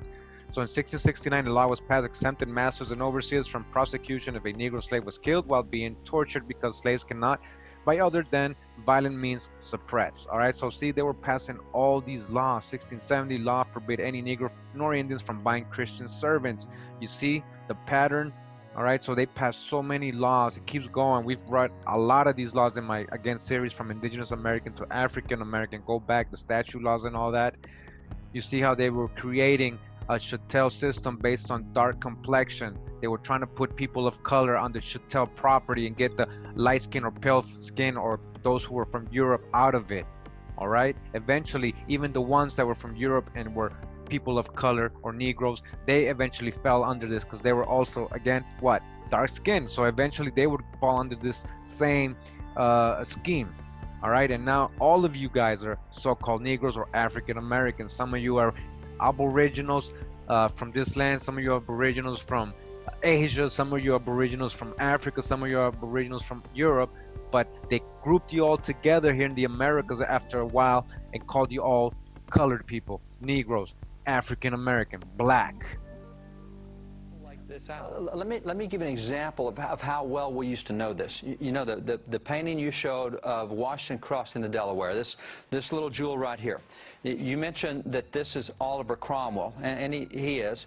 But up here are Prince Whipple, but the other one's Oliver Cromwell. There's actually two blacks in the front of that boat, and they served not as slaves. They were free men who served with Washington on the general staff throughout the Revolution from start to finish. Now, this painting that you showed was done in 1851 by German, and it was done in Europe. It wasn't done in America. It was done in Europe to show the Europeans, here's what the American Revolution looked like, which meant back then we knew blacks were involved, whites were involved. At the back of the boat, there's actually a lady dressed up in men's clothes. Yeah, put this back up. Put the George Washington crossing the Delaware over, because I find it interesting, because I looked into the history of this as well. See, they believe what he did was. Go ahead. I heard this is the lady, but who are you saying? Right there, right there. That's the lady. Right here. Right there. Yeah, and the two guys up front, the very front guy, Oliver Cromwell, and you pointed to Prince Whipple behind him there. I mean, this was done to show Europe, hey, here's what America did in the Revolution. Right. Everybody came together. We don't show that today. I mean, it used to be that we knew. This book right here is an old textbook from 1855. It's a great book. It's written by a black historian, a first black appointed federal office. It's called The Colored Patriots of the American Revolution. Now, we studied that as a textbook. The bottom line is, for the longest time, we've adopted this victim narrative about blacks in the United States, that the only role they played was a victim to white majority oppression. Let me go back to the picture we had earlier of the Battle of Bunker Hill. Okay. So if you take that picture of the Battle of Bunker Hill, and this is a painting that was done in 1817, and the guy who did this, John Trumbull, did this painting. John Trumbull was at the Battle of Bunker Hill. He's the guy who drew the maps for Washington, what went on. Over here on the right, we have Peter Salem. Now, he had 14 military commendations that day. He is the hero. They brought him in front of George Washington to get special honors from the commander-in-chief. He's the guy standing behind the white guy with the sword. That's right. Now, the white guy with the sword is Thomas Grosvenor. So you have Thomas Grosvenor and you have Peter Salem, black and white fighting side by side, but Peter is definitely the hero that day. 1817, this painting is done, and all the way up until the 1980s, we knew that that was Peter Salem, the hero of Bunker Hill. 1980s, the professors got together and said, oh no, that's not Peter Salem. We think that that's Grosvenor's slave. 1980s, the professors got together and said, oh no, that's not Peter Salem. We think that that's Grosvenor's slave. Oh, you're kidding. No, in the 80s, they changed that from Peter Salem to Grosvenor's slave, Asaba. And that's what they say, oh no, it's not Peter, it's Asaba, Grosvenor, it's his slave. How come the guy who painted it and the guy who was there and the guy who saw it and painted what he saw had him as Peter Salem, and now we've all convinced, oh no, it's a slave. The worst thing that could happen for blacks after the Civil War was to treat them as exceptions in the law. And so today, with the discursive logjam that we have over things like affirmative action and group rights, and the only thing that you get from government is if you ally with others who look like you or somehow are categorized like you. This goes into your theory that this is why this is not being taught, because you can't play the victim card. If you don't... It goes against the traditional victim narrative. After the Civil War, the history was actually written by the losers. That's the one time in history where the losers wrote the history. That's exactly right. Really interesting perspective. That's exactly right. You know, when did this rich history get erased from the textbooks? Lucas hit it. The losers wrote the history. I mean, that's exactly what happened, was the loser wrote. You really set something, put it together for me, because my viewpoint was, and you're going to love this, this is red meat for you, Woodrow Wilson changed teaching you history. So, hate that guy. Woodrow Wilson, when he came into office, he took every black in office in federal government and kicked them all out except one. He left one black in office. He is the first. He resegregated the army. He resegregated. He's the first guy to show a film at the White House, and the film he showed was Birth of a Nation, Klan recruiting film. All right, so I'm in this website. It's called accessiblearchives.com. All right, and it has an article here. Just wanted to read, found it very interesting. It says Irish Indentured Servants in the Colonies. And this is from J.D. Thomas. It says, until the late 18th century, indentured servitude was very common in British North America, all right? Again, repeated history here. It was often a way of poor Europeans to emigrate to the American colonies. They signed an indenture in return for a passage. After their indenture expired, the immigrants were free to work for themselves or another employer. In some cases, the indenture was made with a chips master, who unsold the indenture to an employer in the colonies. All right, so then the ship master became like a in-between guy. He was making business out of it too, selling indentured servants. Most indentured servants worked as farm laborers. All right, farm laborers meaning hard labor in the tobacco fields, cotton fields too, sugar plantations. All right, we're not just talking about they're going to go do domestic work or crafts work, but they were also doing hard labor. Although some were apprenticed to craftsmen, all right, even though some were apprenticed to craftsmen. The terms of an indenture were not always enforced by American courts, although runaways were usually sought out and returned to their employer. Most labor contracts made were in increments of 5 years with the opportunity to extend another 5 years. Many contracts also provided a free passage home after the dictated labor was completed. However, there were generally no policies and contracts regulating control over employers once the labor hours were completed, which led to frequent abuse and ill treatment. All right, so there's basically saying that even though those were the rules and that's what it was established, it was a contract, they're saying that even when their contract was over, though, it was hard to regulate what the employers did, they kept them. They didn't want to let them go. So a lot of these people had to go to court and fight or run away. All right, and they were being abused and ill-treated. We're not just talking about so-called black people here. So, I mean, we're talking about both. When we're talking about Europeans, again, I want you to emphasize because I'm about to show you something right now. I remember Europeans were not just white; it was both colors. All right, we had Aboriginal, indigenous Europeans, you know, and then we had, you know, pale-faced white Europeans coming as well. It says our 18th century newspaper collection includes the Pennsylvania Gazette and the South Carolina Gazette. Both newspapers carried many advertisements for the sale of indenture contracts and the recovery of runaway servants. All right, not just slave servants, indenture contracts. All right, so we're going to read some newspaper clips and you can verify these again from the Pennsylvania Gazette and the South Carolina Gazette in the years they specify. All right, here it goes. Indentures for sale. All right, for sale. August 19, 1762, to be sold, an Irish woman servant who has 3 years and 3 months to serve. Inquire at the new printing office. All right, so she has 3 years left in her term and her service. All right, so this person is selling his servant just like property. All right, just like chattel, just like property. He got, here, you want 3 more years before it's over? I'm done with her. And now we got October 29, 1766, to be disposed of 2 Irish servant boys, times the one having 6, the other 7 years to serve. Wow, so full contract still, 7 years to go, and are suitable either for town or country business. You can put them to do anything you want. Tobacco field, cotton field, or whatever you want to use them for. The above servants' times are disposed of for no fault, but only for want of employment. For further particulars, inquire to William Parr. All right, so this is August 10, 1738.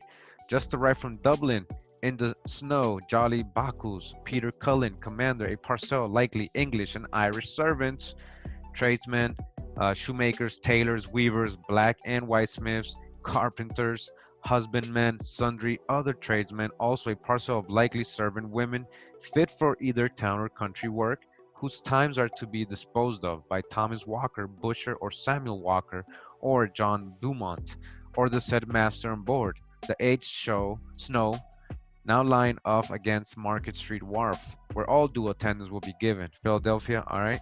So you see how they were just selling people, servants, just like property. We're going to get to something very interesting. Let's keep reading some of this. It says May 25th, 1734, says to be sold by Ripton Hutchinson.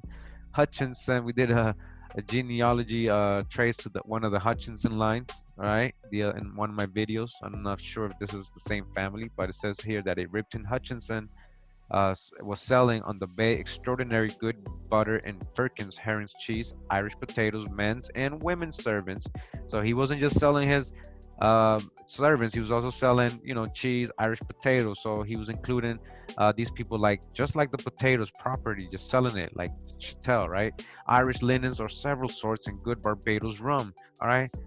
So his display included humans, terces and barrels. The source is the South Carolina Gazette from May 25th, 1734. It says May 13, 1766, to be sold for no fault, an Irish indented servant maid who is an excellent seamstress and has upwards of 4 years to serve. All right, she still got 4 years to serve. All right, now check this out. We're gonna get into some interesting things here.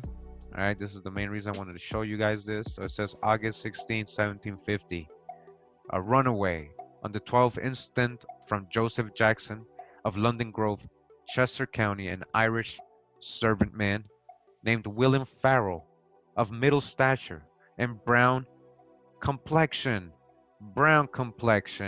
Who? An Irish servant. We're talking about an Irish servant. He's not white. He's not pale. He's brown complexion. Aren't you brown complexion? So is this a white person or a so-called Negro? Anything would be up to conjecture, but we have a description of him clearly stating and describing him as brown complexion. All right, had on when he went away stripped flannel jacket, a brown sailor's jacket, a pair of coarse trousers, stripped drawers, a felt hat, and checkered shirt. His hair cut off. Likewise, all right, so it's going to say that he also ran away with somebody else. So it says, likewise, ran away with the aforesaid servant, an Irish servant, another Irish servant named Thomas Collard, all right, belonging to Samuel Ramsey of Londonderry, Samuel Ramsey, so that was his servant, in the said county of a dark complexion. Of a dark complexion. So this Irish servant man, this other runaway, Thomas Collard, is of dark complexion.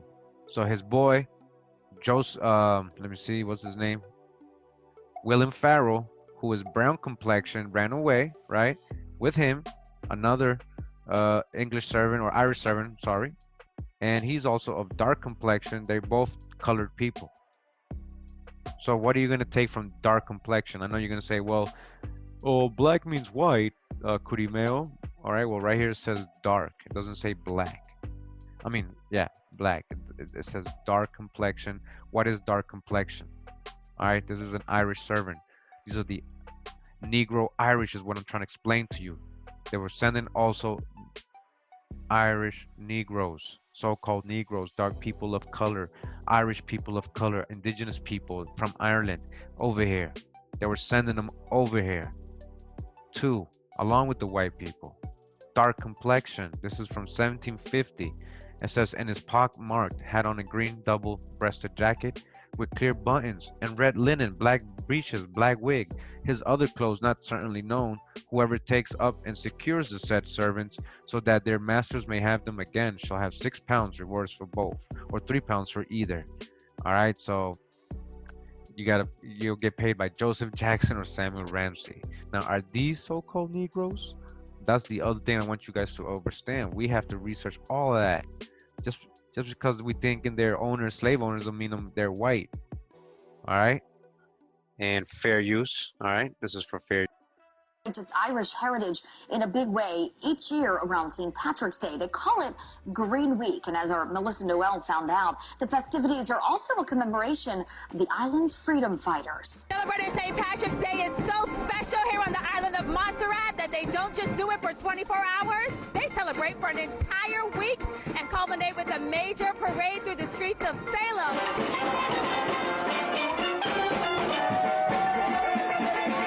This St. Patrick's Festival is unique because it highlights the blend of African and Irish heritage that's distinctive to Montserrat. It brings the people from the diaspora, especially. It brings the younger people who have relocated, those who were born during or shortly after the volcanic crisis. It brings them back home. All right, so I just want to say, so where's the Irish part? Like, shouldn't they look more what they would consider mulatto? Like, shouldn't they be more so-called mixed, right? I'm not saying they should be. I'm just saying according to what they tell us always, right? So what we've been reading, right? Okay, and we need that. And when they're here, we need to just cultivate the culture, let them see it, let them share it, so that it can be carried on. Amid the shamrock shirts and suits was the sweet sound of steel pan, and people dressed in traditional masquerade attire. It's a celebration of all things Irish and Caribbean at the same time. The experience is one that people from all over the world come to Montserrat to be a part of. I can't imagine spending St. Patrick's Day anywhere else. We're enjoying the hospitality. Yeah. That's what's good about the hospitality. You feel like you're home. Yeah, everything is just really nice. What's also unique about this festival is why it was started in the first place. Not so many people know the African side, what happened in that glorious St. Patrick's Day, March 17th, 1768, when the African slaves on the island decided that they were going to risk it all and go for freedom. It did not work, but the symbolism of what they did is what the spirit is what we're living today. All right. So, much love to the brother right there. So he's saying, talking about not knowing the history. Can he show me? He's saying African. Can he show me and prove to me that these were Africans that did the uprising on St. Patrick's Day? They specifically chose St. Patrick's Day to do the uprising. I can see let's just say, some Irish people being motivated, right, to do a revolution on St. Patrick's Day more than an African. He wouldn't even know what holiday it is or what day it is, right? He shouldn't even know. All right, and he said it didn't work. Dodged the hijack big time, all right? What are we really looking at? Are we really looking at Africans or the black, so-called black Irish people? that are being called African. I'm not saying everybody is, because they told you, right? Irish and Caribbean, or Irish and what? Carib, Indian, Arawak. This is a celebration of freedom and a fusion of cultures that makes for a St. Patrick's experience unlike any other in the world. In Salem, Montserrat, I'm Melissa Noel for One Caribbean TV.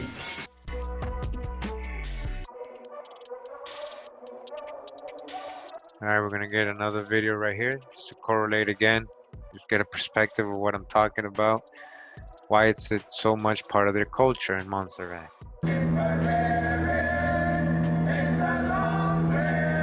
Most Montserratians have Irish names somewhere in their genealogy. Danny Sweeney, Morris Gibbons, Joseph Sweeney.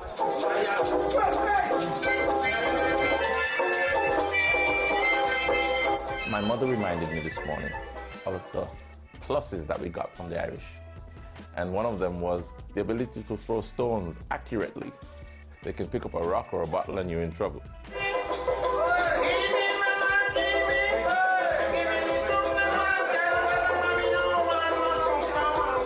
I'm also told that we learned to make stone walls, accurate cuts in stones and bricks to make walls from the Irish.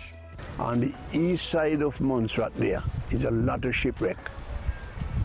And that's why most of the white people from Ireland was living in the hills.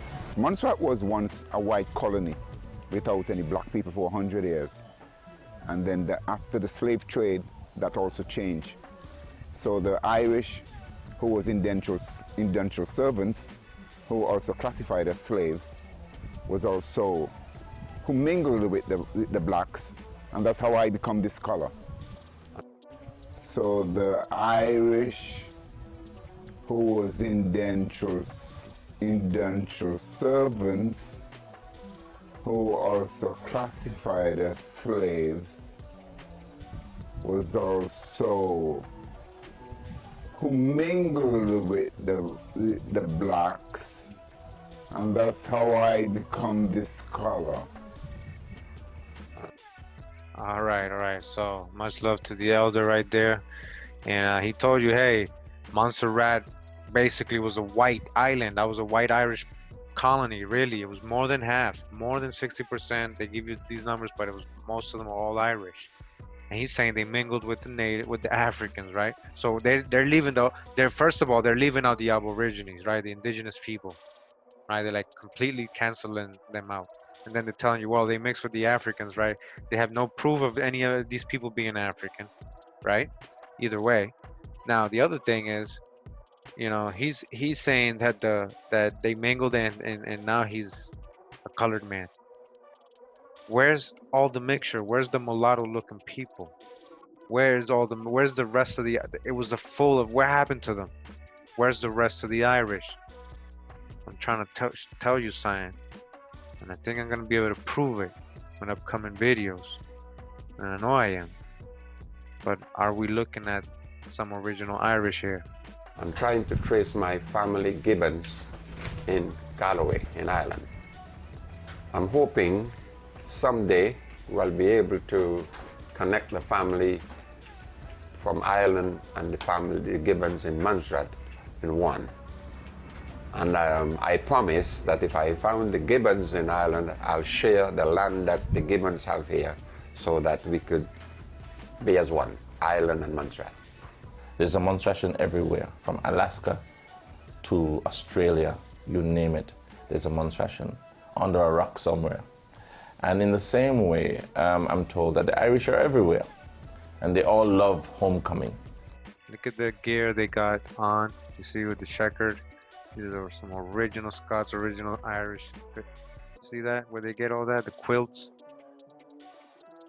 So we have a huge homecoming at Christmas, huge homecoming at St. Patrick's. So we have that close connection to our homeland. And that, I think, has come somewhat from the Irish as well.